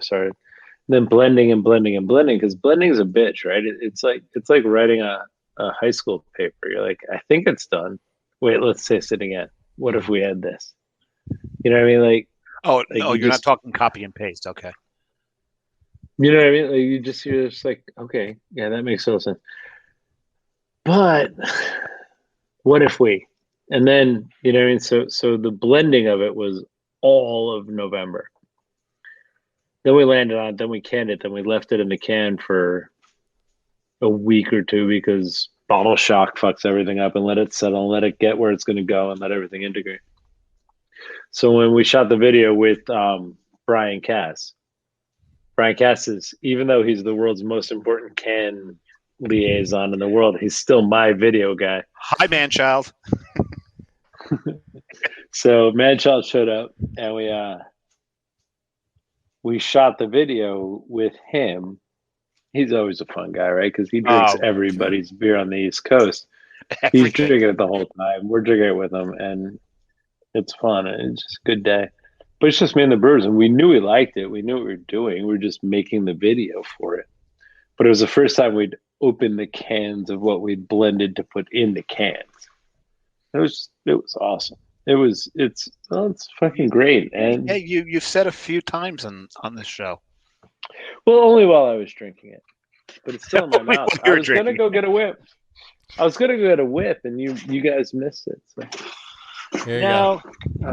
Brian just gave us one more pairing. There you go. Dogfish Head 90. Paired with Thai food was the beer pairing that helped him decide to only drink craft beer. That's important. That is an important. There is an important moment in our producer's life right there, and we shouldn't take any light. We should not make light of it. You guys definitely have your own Justin Kennedy. There's no doubt about it. Yeah, we will put him to work more and more often, and further define his role. Well, anyway, gentlemen, thank you very much. I'm going to go eat dinner with the wife and kids. Why don't you do that? You should defrost your children. Let me wrap this up. So anyway, hang on 1 second before you go. All right. Anyway, we'll wrap the show up for today. We want to thank everyone for watching, and for those of you listening to the audio podcast, thanks for listening. Don't forget to visit our website, www.lageroom.com. That's LAGERROOM.com. And please remember, like us and follow us on all of our social media, Facebook, Twitter, Instagram, and our YouTube channel. All of them are at The Lager Room. And remember, we go live with the video podcast on both Facebook and YouTube every Tuesday at 5:30. And for those of you that just want to listen to the audio podcast, you can do so on Apple Podcasts, Spotify, TuneIn, and Stitcher. And if you haven't done so already, please subscribe to one or more of those feeds, and you'll never miss a show. Again, thanks for following along with us. Augie, thanks for coming on with us again. Thanks for having us, guys. It's absolutely wonderful having you. It's a great show every time you come on. Everybody, and we'll find another excuse to bring you back on. Absolutely. I'll see you next Tuesday. Absolutely. We'll talk about what happened. Exactly. We'll talk about what last week was. Yeah, what the recovery from EBF. Absolutely. You guys. No. He's got more than EBF. He's got more than EBF. He had us tonight, right? We started it, and then it's EBF, and then on from there. So a nightmare. But you guys will have had the beer by then. We will. By then, we'll have had the beer so we can talk about it. You will be on this screen while I'm drinking that beer with Sam. There you go. But I hope Sam and you have a good time. There you go. But there's no doubt. But whatchamacallit? Yeah, thanks for coming on. And anybody out there that is participating in the EBF cyberspace this weekend, enjoy. Enjoy if you're not. Enjoy the beer you're drinking. And enjoy responsibly. Enjoy responsibly, absolutely. And we will talk to you soon, guys. Take care. Cheers. Thanks, y'all. Be good. Bye, guys. They found him face down in his waffles, maple syrup dripping from his fake robe. Who did he see when he heard who was there? Now it seems that he shit out of love.